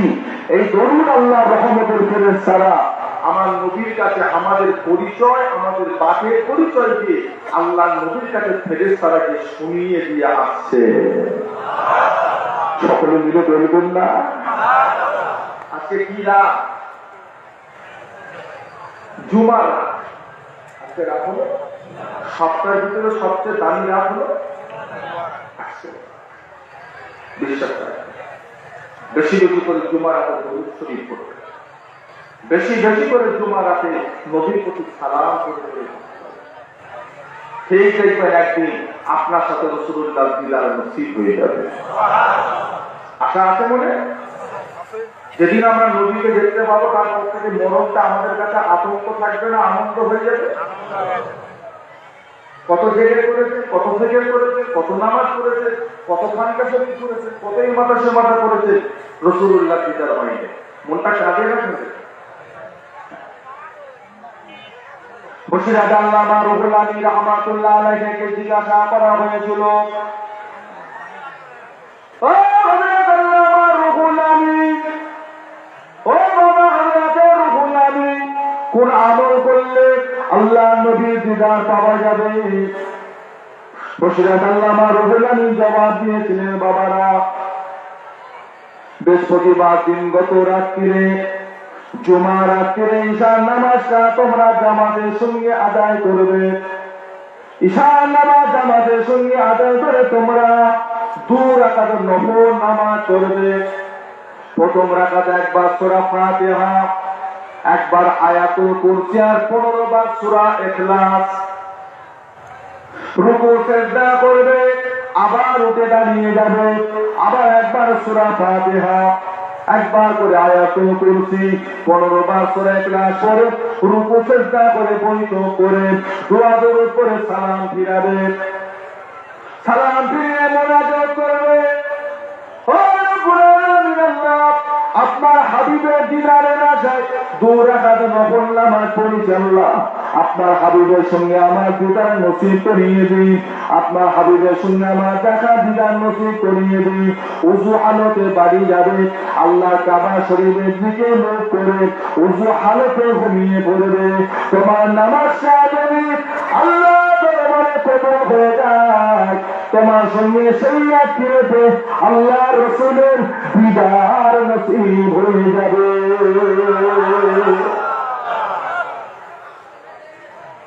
এক সপ্তাহ পরে প্রতিটা নবী ইন্তেকাল করেছে, তাদের দিদারের দরজা উম্মতের জন্য আল্লাহ বন্ধ রেখেছিলেন। আমার নবী ইন্তেকাল করেছে, কিয়ামত পর্যন্ত আল্লাহ আমাদের দিদারের দরজা আল্লাহ খোলা রেখে দিয়েছে। কিয়ামত পর্যন্ত আমরা নবীকে দেখতে পাবো। বুঝলে? আবার শুধু নামাজ পড়লেও হবে কি? নবীর সুন্নাত মোতাবেক চলতে হবে।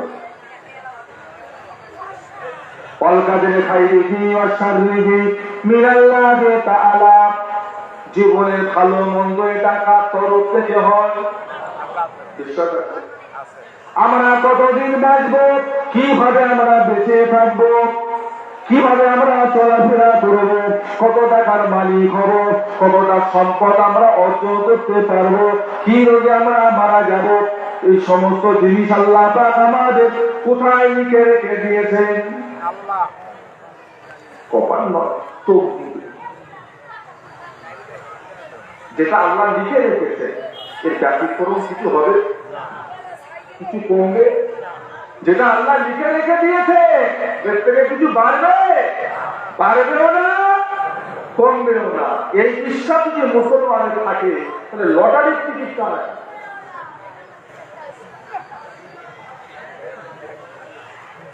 কি বলছে? মুসলমানের যখন এই বিশ্বাস, তকদীরে যা আল্লাহ লিখেছে বাড়বেও না, কমবেও না, সুদের ব্যবসা কেন? মহিলা সমিতি, বন্ধন মন্ডল কিসব করে, কারা করেছে? হ্যাঁ, জুয়া খেলা কারা খেলছে, লটারি কারা খাচ্ছে? ওদের বিশ্বাস যেটা আল্লাহ নসিবে রেখেছে ওটা পাবো, আর লটারির টিকিট কাটলে এক্সট্রা কিছু বেশি পাবো। এটা তাই আল্লাহ কারোর রেজেক কি হারাম হবে নাকি? কথা বলেন, কারোর রেজেক আল্লাহ হারাম হবে? হালাল প্রক্রিয়ায় প্রত্যেকটা বান্দার আল্লাহ রিজিকের ব্যবস্থা করে রেখে দিয়েছে। এত মন শুধু তকদিরের প্রতি সন্তুষ্ট না করে সন্তুষ্ট না, তকদিরের উপরে সন্তুষ্ট না দেখা, যা আল্লাহ লিখেছে তাকে সন্তুষ্ট, পরের দিকে আবার মন করতে হয় আল্লাহকে ওকেই দেখতে পায়, আল্লাহ আমার খেতে পায়। মনে ছোট করে আমার দাদু আল্লাহ ছোট হুজুর কেবলা বলতেন, বাবা হালালে বরকত আর হারামে হরকত। হালালে বেড়ে যাবে আর হারামে হরকত কমে যাবে। 100 বছরে কটা বাচ্চা দেয়?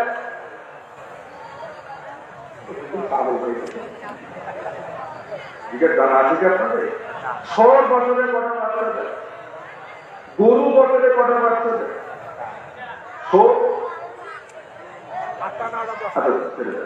আচ্ছা, কুকুর বছরে কটা বাচ্চা দেয়? ভিডিও করিস, কুকুর কটা করে দেয়? ছাগল কটা দেয়? মিনিমাম দুটো, একটা দেয় নিতে হবে। আমি বললাম এটা আশপাশে কোনো কুকুরের কসাইখানা আছে যেখানে কুকুর জব হয়? নেই।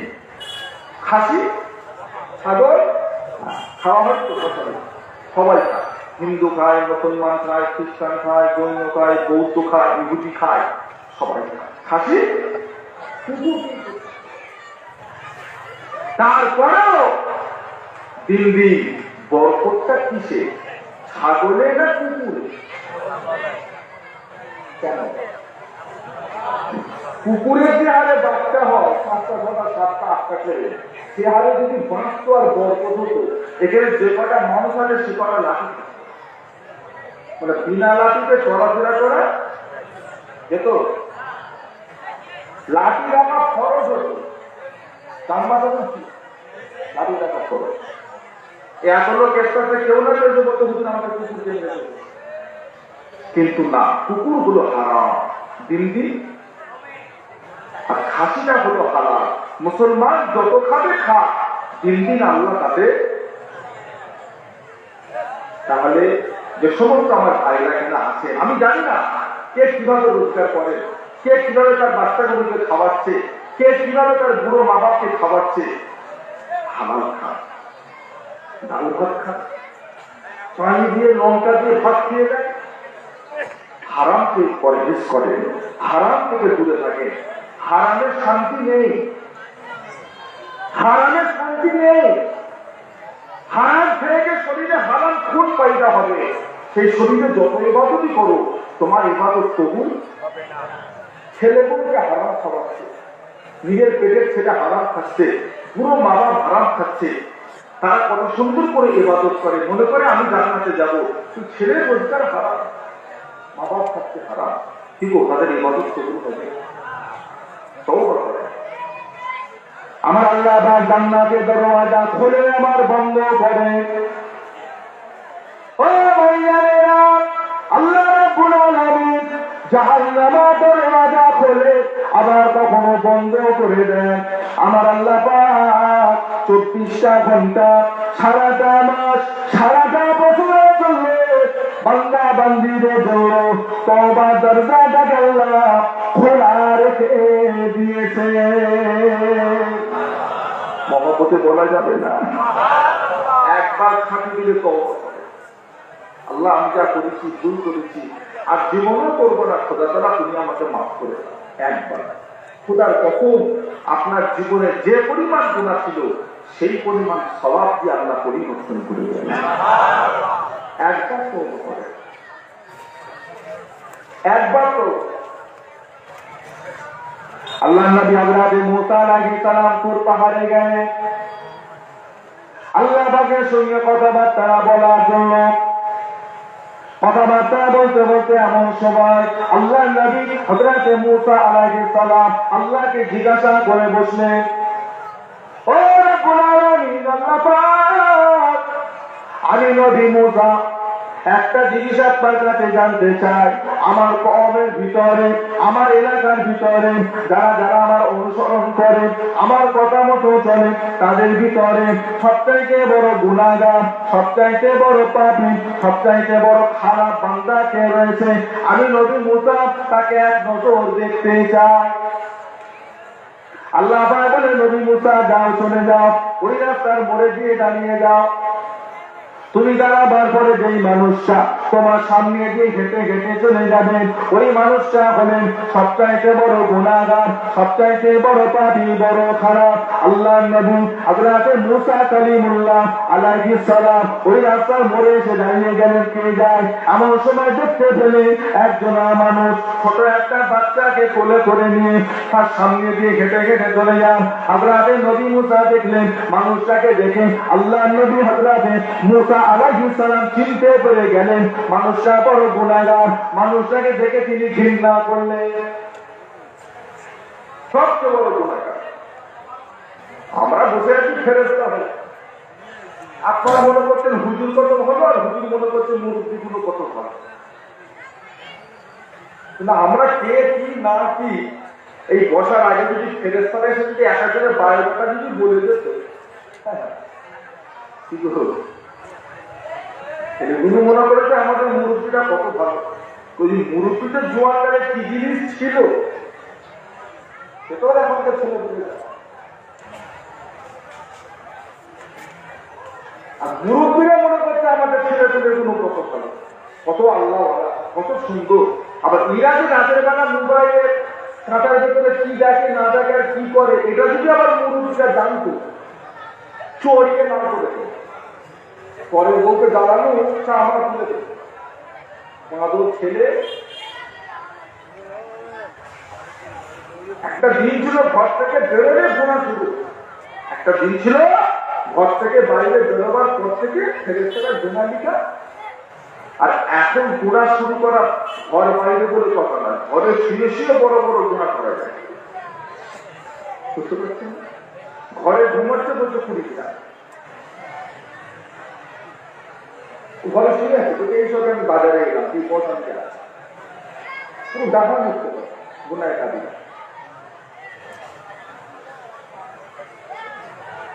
তবে আমাদেরকে ব্যক্তিকে ঘৃণা করা যাবে না, ঘৃণা করতে হবে ভাই তুই আমার খুব ভালো ভাই, তুই আমার কলিজার ভাই, আমার আদরের ভাই, তুই খারাপ কাজটা কেন করছিস? তোর বাপ ভালো, তুই ভালো, আয় বান্দা ফিরে আয়, আয় ফিরে আয় ভাই। ব্যক্তিকে ঘৃণা করলে ব্যক্তি আরো খারাপ হবে। নবী নূহ আলাইহিস সালাম একদিন রাস্তা দিয়ে যাচ্ছে, পাশে একটা কুকুর, কুকুরটাকে দেখে নবী নূহ আলাইহিস সালাম মাকে কাপড় দিয়ে দূরে সরে গেলেন। বন্ধ, বিচ্ছিন্ন অবস্থা। যখন ঘৃণা করে পালাচ্ছে, আল্লাহর হুকুমে কুকুরের সামান খুলে গেল। জিজ্ঞাসা করছেন, নবী নূহ, নবী নূহ, আল্লাহর নবী, আপনি কাকে দেখে ঘৃণা করছেন? আমাকে দেখে। আপনি জানেন যিনি আপনাকে সৃষ্টি করেছে তিনি আমাকে সৃষ্টি করেছে, আপনি আমার দিকে ঘৃণা করছেন? যেমন আল্লাহ আপনার চেহারাটা দিয়েছে, আমার যে সুরার চেহারাটা, এটা আমার পছন্দ নয়, এটা সে আল্লাহ পছন্দ করে দিয়েছে। আপনি আল্লাহ সৃষ্টিকে নিয়ে ঘৃণা করছেন? এতটুকু কথা কুকুরটার জবান থেকে শুনে নবী নূহ আলাইহিস সালাম 10 বছর থেকেছিলেন যে আল্লাহ আমি আপনার সৃষ্টিকে ছোট করে ফেলেছি। কেটে কেটে চোখের গোড়াগুলো কালো হয়ে গেল। এলাকার মানুষরা ডাকতে লাগলো, নূহ নূহ, ও নূহ নূহ, এখানে ও নূহ। নূহ মানে হচ্ছে কঙ্কলকারী। নূহ শব্দের অর্থ হচ্ছে কান্না কাটিকারী। কেটে কেটে নাম হয়েছিল না, আসল নাম নূহ নয়। যেমন ধর আমাদের গ্রামে যখন তো আইসক্রিম নিয়ে ধরছি, আমরা কি বলি? ও আইসক্রিম বলে, ও এটা মনে ওনার নাম, ও পুষ্টাওয়ালা। ওই রকম যারা নবী নূহ আলাইহিস সালামের নূহ হওয়ার কারণ হলো, আর আমরা কিন্তু আল্লাহ সৃষ্টি বলে মনে করি, ঠিক করে মনে করি দিলে একটা মুটা লাঠি মেরে কোমর ভেঙে একটা কেটে এসেছে। কেউ আবার গা ধোয়া করে মাত্র টেনে একটা শট সেখানে ছুটতে, কেউ আবার রাস্তা দিয়ে মোটর সাইকেলে যাচ্ছে খুব পায়ের উপর দিয়ে বেরিয়ে চলে। কথা বলবেন তো, সৃষ্টিটা কার? আপনি আল্লাহ সৃষ্টিকে যদি না ভালোবাসেন, আল্লাহ আপনাকে ভালোবাসবে? কত সহজ। যদি আল্লাহ গরু খাওয়া হালাল করেছে, খাসি মুরগি খাওয়া আল্লাহ হালাল করেছে, তাহলে আপনি গরু কষাইওয়ালাকে বলে দিলেন সকালবেলা আমার ১,৫০০ লোক খাবে, দুপুরবেলা তুই আমাকে ফজরের আগে গোষ্ঠটা পৌঁছে দিস। কষায় রাত ১২টার সময় গোয়াল ঘর থেকে গরুগুলোকে টেনে হিঁচড়ে বার করে জোর করে জমিনে সরিয়ে দিয়ে জব করে দিয়ে চামড়া ছাড়ানো শুরু করে দিল। ফজর হওয়ার আগে গোষ্ঠটা পৌঁছে গেল। এই যে এত রাতের বেলা অবলা জানোয়ারদের প্রতি যে আচরণটা করা হলো, কি গো, এটা ঠিক হলো না? ভুল হলো? কথা বলছেন না? রাতটাকে আল্লাহ কিসের জন্য বানিয়েছেন? কিসের জন্য? কই মনে ছিল না তো? নিজে তো মাসাল্লাহ মুখে জড়িয়ে শুয়ে পড়বে, আর আপনার বাড়ির দুটো ছাগল আর গরু সারা রাত মশার কামড়ে ছটকে মনে ছিল? গরু বলে সৃষ্টিটা হাজারের আগে কোন পশু ব্যবহার করা যাবে না, যদিও হালাল তাও চলবে না। তুমি কথায় হও, তোমার মেয়ের বিয়ে হোক আর যাই হোক, এটা ওদের প্রতি সে ইনসাফি হবে। আল্লাহর কাছে আপনাকে জবাব করতে হবে। কেন জবাব করবে? রাতে পশু জবাই,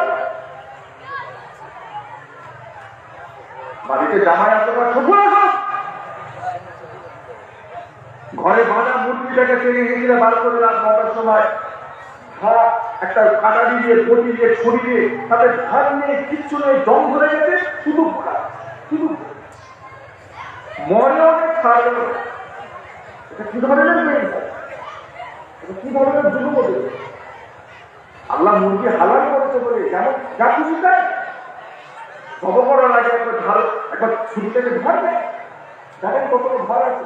নবী বলেছে এত তীব্র ধারণা ছবিতে তোমরা হালাল পশুকে হালাল করবে, তার কষ্ট যাতে কম হয়, তার সহজে রুহুটা যেন পার হয়ে যায়। আর এই মরে অনেক ছাড়ে শুধু ভুলায়। কি হচ্ছে এটা? আপনাকে দুটো অপারেশন রুমের মধ্যে নিয়ে গিয়ে ডাক্তার দুটো ওই করে দুটা ছবি কাটে না ছাড়ে হলে কেমন হবে? হ্যাঁ, তোমার জানটা চান আর ওর জানটা কি প্লাস্টিকে হিসাব করবে। ওকে খাবে না, ওকে আপনি খাবে সেদিকে রাখবেন, ওকে খাবে মৃত্যু করে রাখবেন, ওর কিছু করা করবে বেখারি করবেন না। আল্লাহ নবী হযরত নূহ আলাইহিস সালাম আবার তুর পাহাড়ে চলে গেলেন। ও রব্বুল আলামিন, আল্লাহ পাক, আমি নবী মূসা সবচাইতে বড় গুনাহগার মানুষটার সঙ্গে দেখা করেছি, মানুষটাকে আমি দেখেছি। ও রব্বুল আলামিন, আল্লাহ পাক, আমি নবী মূসা এক নজর দেখতে চাই আমার কওমের ভিতরে সবচাইতে বড় নেককার, সবচাইতে বড় আল্লাহওয়ালা, সবচাইতে বড় ভালো বান্দা কে রয়েছে। আমি নবী মূসা তাকে এক নজর দেখতে চাই। আল্লাহ পাক বলে যাও, চলে যাও, ওই রাস্তার মোড়ে গিয়ে দাঁড়িয়ে যাও। সন্ধ্যা হওয়ার আগে, সূর্য অস্ত যাওয়ার আগে একজন মানুষ তোমার সামনে দিয়ে হেঁটে হেঁটে যাবে। ওই মানুষটা হলো সবচাইতে বড় নেককার, সবচাইতে বড় আল্লাহওয়ালা, সবচাইতে বড় ভালো বান্দা। হযরত নবী মূসা আলাইহিস সালাম রাস্তার মোড়ে দাঁড়িয়ে আছে। সূর্য ডুবাডুবি এমন সময় দেখলেন দূর থেকে একটা মানুষ হেঁটে হেঁটে আসছে। কাছাকাছি যখন মানুষটা শূন্য হয়ে গিয়েছে, আল্লাহ নবী হযরত মূসা আলাইহিস সালাম দেখতে পেলেন এটা নতুন কোন মানুষ নয়, সকালবেলা যেই মানুষকে আল্লাহ পাক সবচাইতে বড় গুনাহগার বলে পরিচয় করিয়েছিলেন, সন্ধ্যাবেলায় ওই মানুষটিকে আল্লাহ পাক সবচাইতে বড় নেককার মানুষ বলে পরিচয় করিয়ে দিল।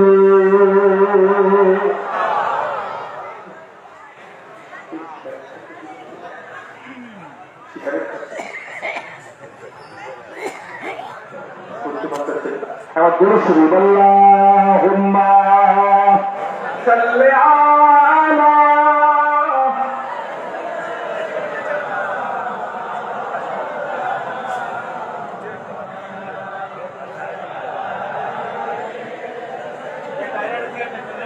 সাফিয়ানা হাবিবা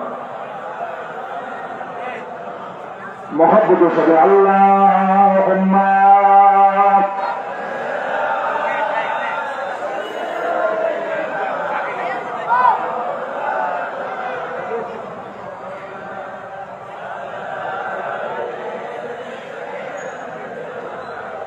সাফিয়ানা হাবিবা।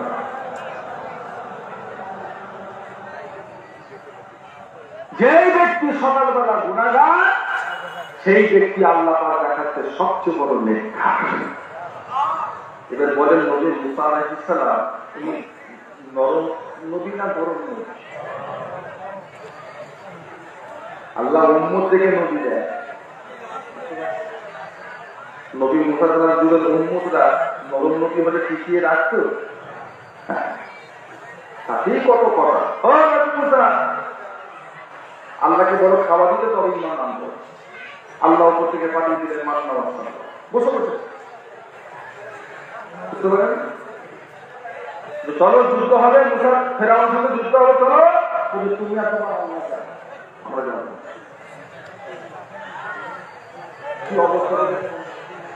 কত দেখা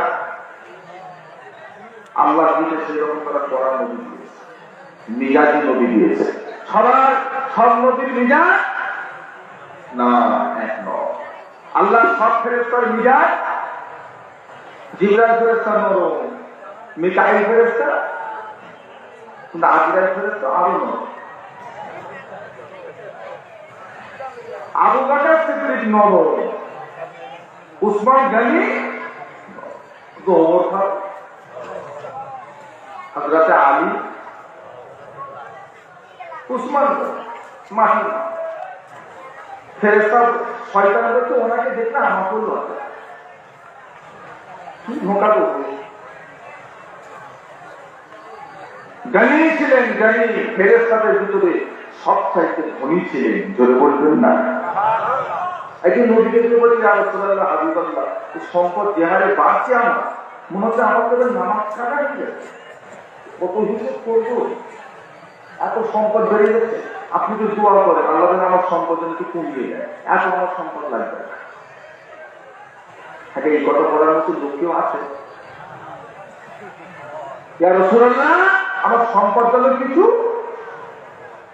এত কি। আল্লাহ রাসূল বলে যাও উসমান বাড়ি যাও, আজ থেকে তুমি যখন খাওয়া দাওয়া করবে ঘরে দস্তরখান বিছিয়ে সুন্দর করে বসে খাবে না, খাদ্য দিয়ে মুখের পিঠে চড়ে চড়ে খাবে, যাও ঘুরে ঘুরে খাবে। 6 মাস পার হয়ে গেল। 6 মাস পার হয়ে যাওয়ার পরে হযরত উসমান রাদিয়াল্লাহু তাআলা আনহু আল্লাহ নবীর দরবারে এসে হাজির হয়ে গেলেন। ইয়া রাসূলুল্লাহ, ইয়া হাবিবাল্লাহ, আপনি আমাকে আমল দিয়েছিলেন উঠে পিঠে সাওয়ার হয়ে গেছে, আল্লাহ আমার সম্পদকে কমিয়ে দেবে। ইয়া রাসূলুল্লাহ, হাবিবাল্লাহ, সম্পদ কমাতে দূরের কথা, আল্লাহ পাক আমার সম্পদ আরো বাড়িয়ে দিয়েছে। ইয়া রাসূলুল্লাহ, ইয়া হাবিবাল্লাহ, এই ধরনের সম্পদ যদি আমার বেড়ে যায় আমি উসমানের বড় ভয় হয়, আমি উসমান মনে হয় বা দুনিয়াদার হয়ে যাব। আল্লাহ রাসূল বলে বাবা উসমান, তুমি উটের পিঠে খেয়েছো, যে হুজুর খাদ্য নিয়ে উটের পিঠে চড়ে চড়ে আমি খানা খেতাম। বাবা উসমান একবার বলো, তোমার খাদ্য খাবার সময় তোমার পাত্র থেকে যে খাবার গুলো পড়ে যেত সেগুলো তুমি কি করতে? হযরত ওসমান ইয়া রাসূলুল্লাহ হাবিবাল্লাহ আমার পাত্র থেকে যে খাবার গুলো জমিনে পড়ে যেত আমি ওসমানের খাবার হয়ে গেলে উঠে পিঠ থেকে নিচে নেবে এসে ওই খাদ্য খাবার গুলো তুলে নিয়ে ধুলো ময়লা গুলো সাফ করে দিয়ে আল্লাহ দেওয়া রেজেক হিসাবে আমি সেগুলো খেয়ে ফেলতাম। জোরে বলুন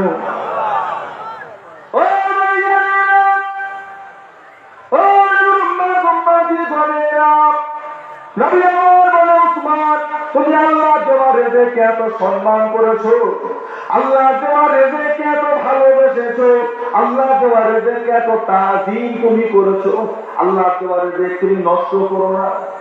জমিনে পড়ে গেছে সেটাকে তুলে সাফ করে খেয়ে নিয়েছো। যেই বান্দাটা আল্লাহ দেওয়া রেজেককে এত সম্মান করে, আল্লাহ দেওয়া রেজেককে এত ভালোবাসে, আমার আল্লাহ কি পারে তার রেজেককে কমিয়ে দিতে? এটা আমার আল্লাহ কি পারে? না না, আমার আল্লাহ তাকে এটা কোনোদিন পারেন না। তুমি আল্লাহ রেজেককে সম্মান তাজিম করেছো বলে আল্লাহ পাক তোমার রেজেককে আল্লাহ আরো দ্বিগুণ বরকত দিয়ে দিয়েছে।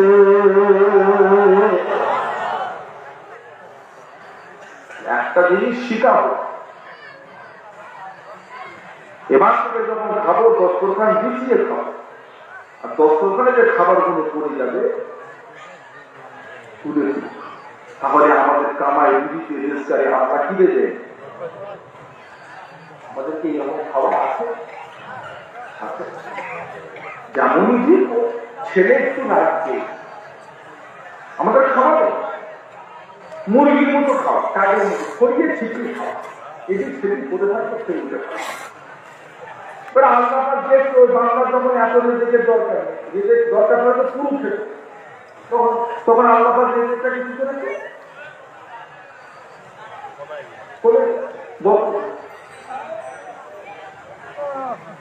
সাহাবাদের ভিতরও নরম গরম ছিল, আমাদের ভিতরও থাকবে। পীর ওলি আল্লাহদের ভিতরও কথা বলবেন সব কিছু সমান নয়, সব ওলি আল্লাহ কেউ আছে নয়, আবার কোন ওলি আছে মারে, মুড়িতে ধরে ধরে মারে, পেটে অনেক গুজুর আছে মুড়িতে মারে, তুই আমার কাছে কেন দূর হয় কেন আমার কাছে দূর ঢিল মারে, ঢিল মাঠ ভোর খেতে খেতে যে পীরের কাছে যে পৌঁছে যায় বুঝি শুধু তাকেই বায়ান করে, তুই পারবি। তো যারা চলে গেছে ওরা আল্লাহ পর্যন্ত পৌঁছাতে পারবে না, তুই পারবি। বুঝলে পীর ওলি আল্লাহদের তাওয়াজ্জু নেক নজর নেক খায়ে কি গো কাজে লাগে না লাগে না? অস্বীকার করতে পারবে? তাও হচ্ছে বড় পীরের হাত ধোয়াচ্ছে, আব্দুল কাদের জেলানি হুজুরের হাত ধোয়াচ্ছে, কবরে লিখা আছে কাফেরে, কাফের জাহান্নামে। বড় পীর মুখটার দিকে একবার নেক নজর দিল, লিখা আছে কবরে লিখা আছে কাফের জাহান্নামে।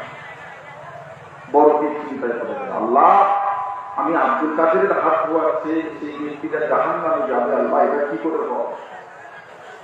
আল্লাহ আমার হাত ধোয়াবে সে হবে জাহান্নামী, কি করে হয়? আল্লাহ আল্লাহ পাক ওই বান্দার কবর থেকে জাহান্নামী মুছে যতক্ষণ না জান্নাতি না হয় আমি ততক্ষণ হাত ধোয়া বন্ধ করব।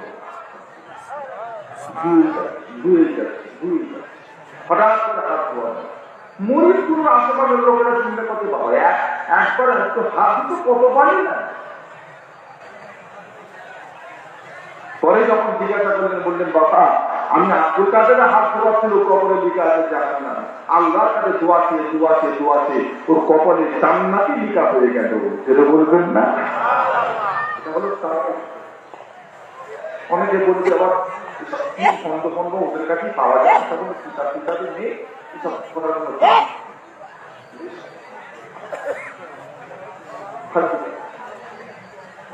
আল্লাহ রাব্বুল আলামিন হযরত নবী ইয়াকুব আলাইহিস সালামকে আল্লাহ পাক অন্ধ করে দিয়েছিলেন। বিরক্ত হচ্ছে কোন নবী কার জন্য?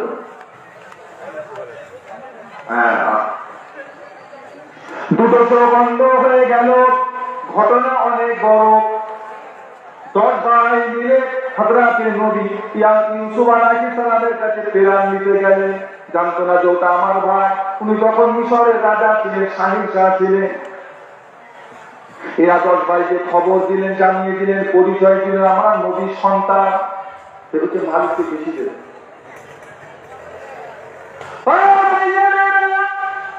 হযরত নবী ইউসুফ আলাইহিস সালাম বুঝতে পেরে গেলেন এরা হলো মাসের 10 ভাই। এরা হলো হযরত নবী ইয়াকুব আলাইহিস সালামের সন্তান। খোঁজ খবর নিতে নিতে এমন সময় খবর লিখছে, ভাই ও নবীর সন্তান তোমাদের আব্বা হযরত নবী ইয়াকুব কেমন আছে?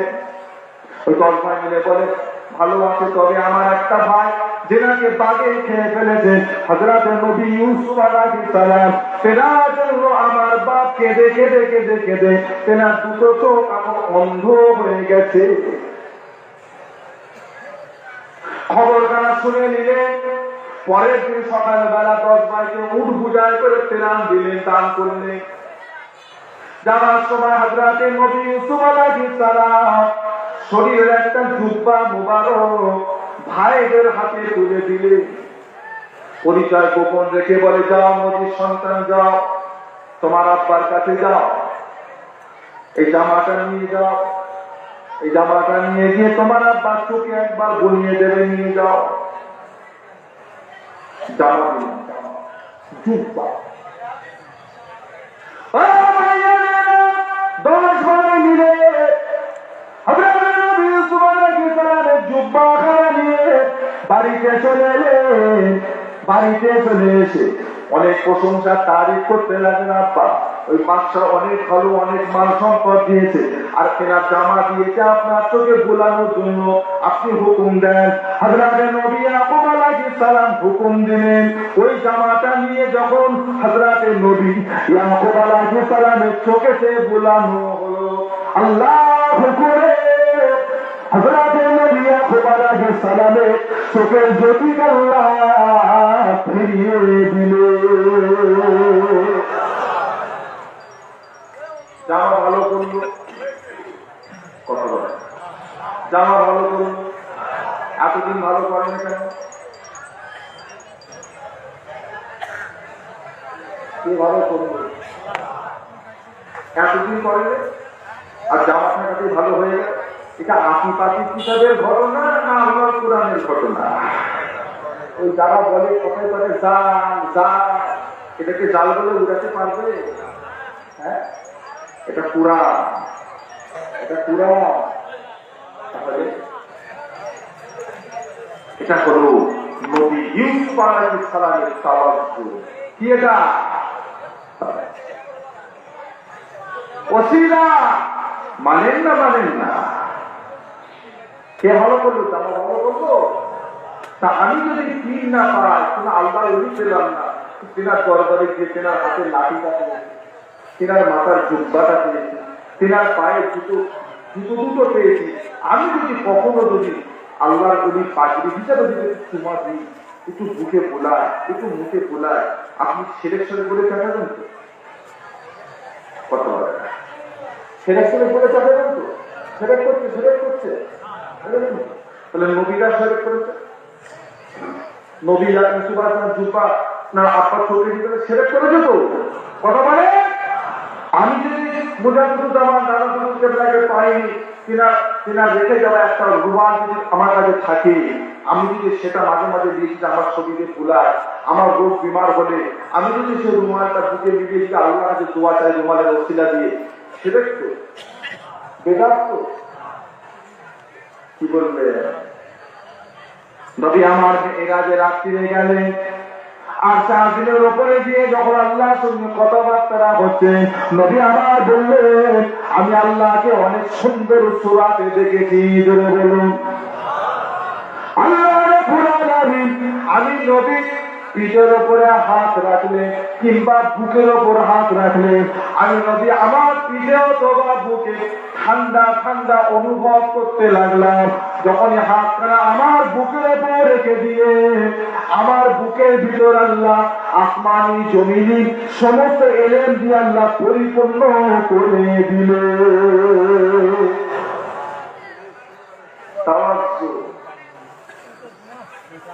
বিশ্বাস হয় না?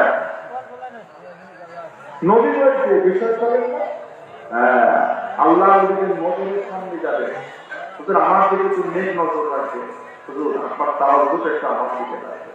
এমন আল্লাহ বলি আছে তাদের তাওয়াজ্জু এত খায় এত দরকার, একবার নেক নজর ফেলবে আপনার কলবে যত গুনাহ আছে, গুনাহ হয়ে ওই কলব যত কালো হয়ে গেছে, সমস্ত গুনাহগুলোকে তিনি টেনে নেওয়ার মতো ক্ষমতা রাখে। তাওয়াজ্জু আমার ভাইয়েরা, দোস্তরা, বন্ধুরা, আর লম্বা চওড়া করুন না, অসমাপ্ত বক্তব্য। যদি আল্লাহ কোনোদিন যদি তৌফিক দেন আপনাদের খেদমতে আসবো। গতকাল হলো শুক্রবার, জুম্মাবার, আমি এখান থেকে আবার বগুড়ায় ফিরে যাবো, আবার বগুড়ায় একটু আরাম করবো, আবার জুম্মার নামাজ করবো, আবার আজকের প্রোগ্রাম আছে। আমি মুসাফির মানুষ, আপনারা আমার জন্য দোয়া করে, আমার আব্বা হুজুর তেনার জন্য দোয়া করবে। সমস্ত আওলাদের মুজাদের জামান এবং আওলাদের মুজাদের যত খলিফা মুরিদ মুতাকিদিন এবং খলিফাদের খলিফাদের যত দরবার আছে, সুন্নিয়াতের দরবার, সকলের জন্য দোয়া চাইবেন। মনকে ছোট করবেন না, মন বড় করে সকলের লেগে দোয়া চাইবেন। আল্লাহ পাক যেন এনাদের দ্বারা দিনের পথে পথে খেদমত করার জন্য আমরা তৌফিক দেয়। আল্লাহুম্মা আমিন। এখন দোয়া হবে, তার আগে আমার এই মুবাশশির ভাই, আমার বড় ভাই, আমার বাপের আরেক ছেলে মুবাশশির ভাই, আমার বাপের ছেলে, আমার ভাইজান, তিনি আল্লাহ করে আপনাদের সকলকে নিয়ে অনেক মাদ্রাসার উস্তাদ বুঝে এখানে আসছেন, অনেক মাদ্রাসার শাইখুল হাদিস ওনারা এসেছেন, আমার সঙ্গে অনেকেই দেখা সাক্ষাৎ করেছেন। আশপাশের অনেক পীরের দরবার থেকে, খানকা শরীফ থেকে আওলাদেরাও অনেকে এসেছেন, নিজের মনে করে এসেছেন। মাশাআল্লাহ, খুব অন্তরটা খুব খুশি হয়েছে। আমার মুবাশশির ভাই আপনাদের সকলকে এই মাহফিলটা করে থাকেন এলাকার কবরবাসীদের নিজের মাগফিরাতের জন্য। সকলে আপনারা খুশি? এই মাহফিল ইনশাআল্লাহ আগামীতেও হবে তো? কি বলছেন আপনারা? আলহামদুলিল্লাহ, আলহামদুলিল্লাহ। তাহলে বলে সামনের বছরে এই মাহফিলটা যাতে হয় সেই নিয়েতে এত করা বাপ ভাইদের ভিতরে, দোস্ত বন্ধুদের ভিতরে 50 কেজি চাল দেবার মতো মানুষ কি এখন করে? এত করা বাপের ভিতরে কবরবাসীদের নামে দেয়, তেনাদের রূপের মাতৃজাতের জন্য দেয়। মানুষ ইন্তেকাল করে যায়, তার আমলের দরজা কথা বলেন না বন্ধ হয়ে যায়। আমরা যারা বেঁচে আছি, আমাদের আমলের দরজাটা বন্ধ না খোলা? আমরা তাদের জন্য কিছু করে পাঠালে তারা সবাব পাবে না পাবে না? তাহলে বলেন কি আছে? এত বড় বাবাদের ভাইদের ভিতরে সামনের বছরের মাহফিলের জন্য 50 কেজি চাল আমার এই ভাই ওই ভাই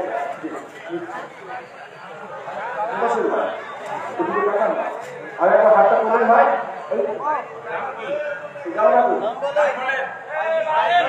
বাড়ি কোথায়? আমাদের কমিটির দুটো জোয়ান ছেলে আমার কাছে এসে তো না করে ডাকবে সোমন ভাই, কে আছেন কমিটি ভাই? দুজন আছেন না? দুজন এলেই হবে। মাস্টার স্যার একটু নামগুলো আমাকে বলবেন, আপনার বাড়ি কোথায় ঠিকানা দেবেন, বুঝতে পেরেছেন? আমার এই ভাইয়ের নাম কি? বাইজির বাড়ি কদমতলা, নাম হলো মোহাম্মদ বাইজি। আমার ওই ভাই সামনের বছরে মেহমানদের করবান নিয়েতে 50 কেজি চাউলের অর্ডার করলে বলুন আলহামদুলিল্লাহ। আল্লাহ পাক আমার বাইজির ভাই নিয়ে আল্লাহ কবুল করে, বলুন আল্লাহুম্মা আমিন। আল্লাহ পাক আমার বাইজির ভাই শরীর আল্লাহ সুস্থ রাখে, ঈমান আমলের সাথে আল্লাহ কায়েম রাখে, আল্লাহ আমার হালাল কাজের ঘরে বরকত দেন, সকলে বলুন আল্লাহুম্মা আমিন। আর কি আছে বলে সামনের বছরে 50 কেজি চাল দেওয়ার মতো আমাদের এলাকার মেম্বার মোহাম্মদ আমিরুল ইসলাম, উনিও আল্লাহ করে 50 কেজি চাউলের ওয়াদা করলেন, বলুন আলহামদুলিল্লাহ। আল্লাহ আমিরুল ভাই ওয়াদাকে আল্লাহকে কবুল করে দেন, বলুন আল্লাহুম্মা আমিন। যে আশায় ওয়াদা করে আল্লাহ নিয়ে কবুল করেন, আল্লাহ আমার আমিরুল ভাই আল্লাহ হায়াতে কিসমতে বরকত দেন, সকলে বলুন আল্লাহুম্মা আমিন।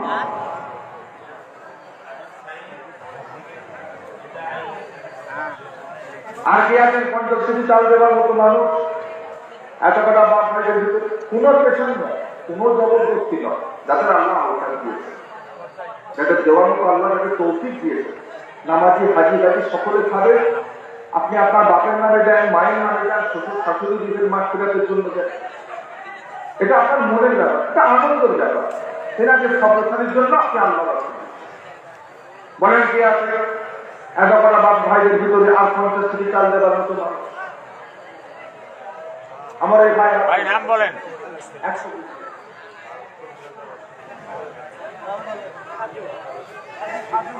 নাম জানে মোহাম্মদ সাজু মিয়া, আমাদের মুফাসসির হুজুরের বোনের ছেলে। আমি আসরের নামাজ বাদ ওনার আপনাদের কবর জিয়ারতের জন্য গেছিলাম। 40 দিন আগে ওনার আব্বাজান দুনিয়া থেকে বিদায় নিয়েছে।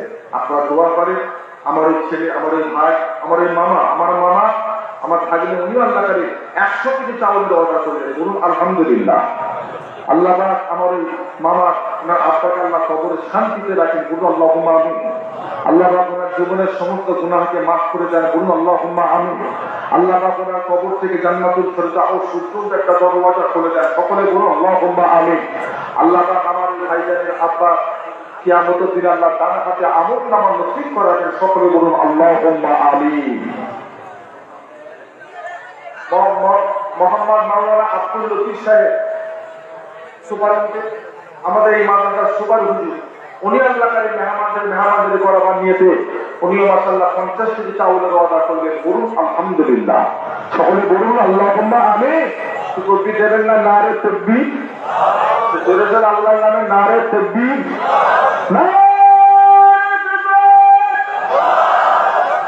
আল্লাহ কবুল করুন আমাদের কামনা। খানায় যাবেন না দেখাইয়া মৃত্যু দেবেন না, বলুন আমিন। আল্লাহ কবুল করুন মনের বাসনা। আমার নবীর দিদার না দিয়া আমাদের মৃত্যু দেবেন না, বলুন আমিন। আমাদের মাদ্রাসার সুপার হুজুর যে দায়িত্বে আছে, আল্লাহ পাক ওনার এই দায়িত্ব সুন্দরভাবে কায়েম রাখেন, পালন করার তৌফিক দেন। বলুন আল্লাহুম্মা আমিন। আল্লাহ পাক আমাদের সুপার হুজুরের শরীর আল্লাহ সুস্থ রাখেন, হায়াতে বরকত দেন। আল্লাহ ওনার আব্বা আম্মা, শ্বশুর শাশুড়ি, নানা নানি, দাদু দাদি যারা কবরবাসী হয়ে গেছেন, আল্লাহ পাক তিনাদেরকে কবরে সুস্থ কবরে আল্লাহ ওনাদেরকে জীবনের গুনাহকে মাফ করে দেন। ওনাদের কবরে আযাবুল কবর থেকে নাজাত দিন। আল্লাহ ওনাদের কবর থেকে জান্নাতুল ফেরদাউস পর্যন্ত একটা দরওয়াজা খুলে দেন। সকলে বলুন আল্লাহুম্মা আমিন। আর কি আছেন বলে মোহাম্মদ আব্দুল সালাম, পিতা তৈয়ব আলী মেম্বার, উনি আল্লাহ করে 50 কেজি চাউলের ওয়াদা। বলুন আলহামদুলিল্লাহ। সকলে বলুন আল্লাহুম্মা আমিন। আল্লাহ পাকের ওয়াদাকে আপনি কবুল করে দেন। বলুন আল্লাহুম্মা আমিন। আল্লাহ পাক ওনার জীবনের সমস্ত গুনাহকে মাফ করে দেন। আল্লাহ নিজের কাজ কারবার করে আল্লাহ হালাল ব্যবসা বাণিজ্য আল্লাহ বরকত দেন। আল্লাহ পাক ওনার মেহমান যাতে আল্লাহ পাক আপনি কবুল করে নেন। আল্লাহ পাক ওনার যারা কবরবাসী হয়ে গেছে, আল্লাহ তেনাদেরকে আল্লাহ কবর শান্তিতে রাখেন। সকলে বলুন আল্লাহুম্মা আমিন। আর কি আছে বলে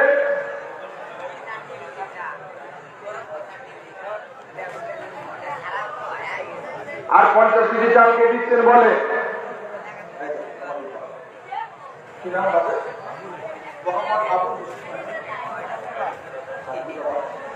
কদমতলা, মাশাআল্লাহ, কদমতলায় বাড়ি।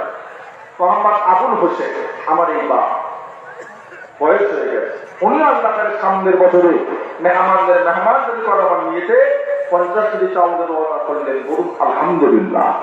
সকলে বলুন আল্লাহুম্মা আমিন। আল্লাহ পাক এই অর্ডারকে কবুল করে দেন। বলুন আল্লাহুম্মা আমিন। আল্লাহ পাক আমার বাবাজির হায়াতে বরকত দেন। বলুন আল্লাহুম্মা আমিন। আল্লাহ পাক ওনার জীবনের সমস্ত গুনাহকে মাফ করে দেন। সকলে বলুন আল্লাহুম্মা আমিন। আল্লাহ পাক ওনার বাচ্চা কাচ্চা মেয়ে, আল্লাহ পাক তাদের হায়াতে বরকত দেন, সংসারের তৌফিক দেন, হালাল ব্যবসায় বরকত দেন, আসমানি বালা জমিনি বালা মুসিবত থেকে আল্লাহ ওনার পরিবার পরিজনকে আল্লাহ হেফাজত করেন। বলুন আল্লাহুম্মা আমিন। আল্লাহ ওনার আত্মীয় স্বজন যারা কবরবাসী হয়ে গেছে, আল্লাহ তেনাদেরকে আল্লাহ কবরের শান্তিতে রাখেন। সকলে বলুন আল্লাহুম্মা আমিন। আর কি আছে বলে আর 50 কেজি চাল কে দিচ্ছে? আর 50 কেজি চাল যে 1 বছর বাকি কি 25 কেজি 25 কেজি মেহমানদের খাওয়ানোর জন্য, তাবারকের জন্য। ওই ভাই আমার আপনি যান।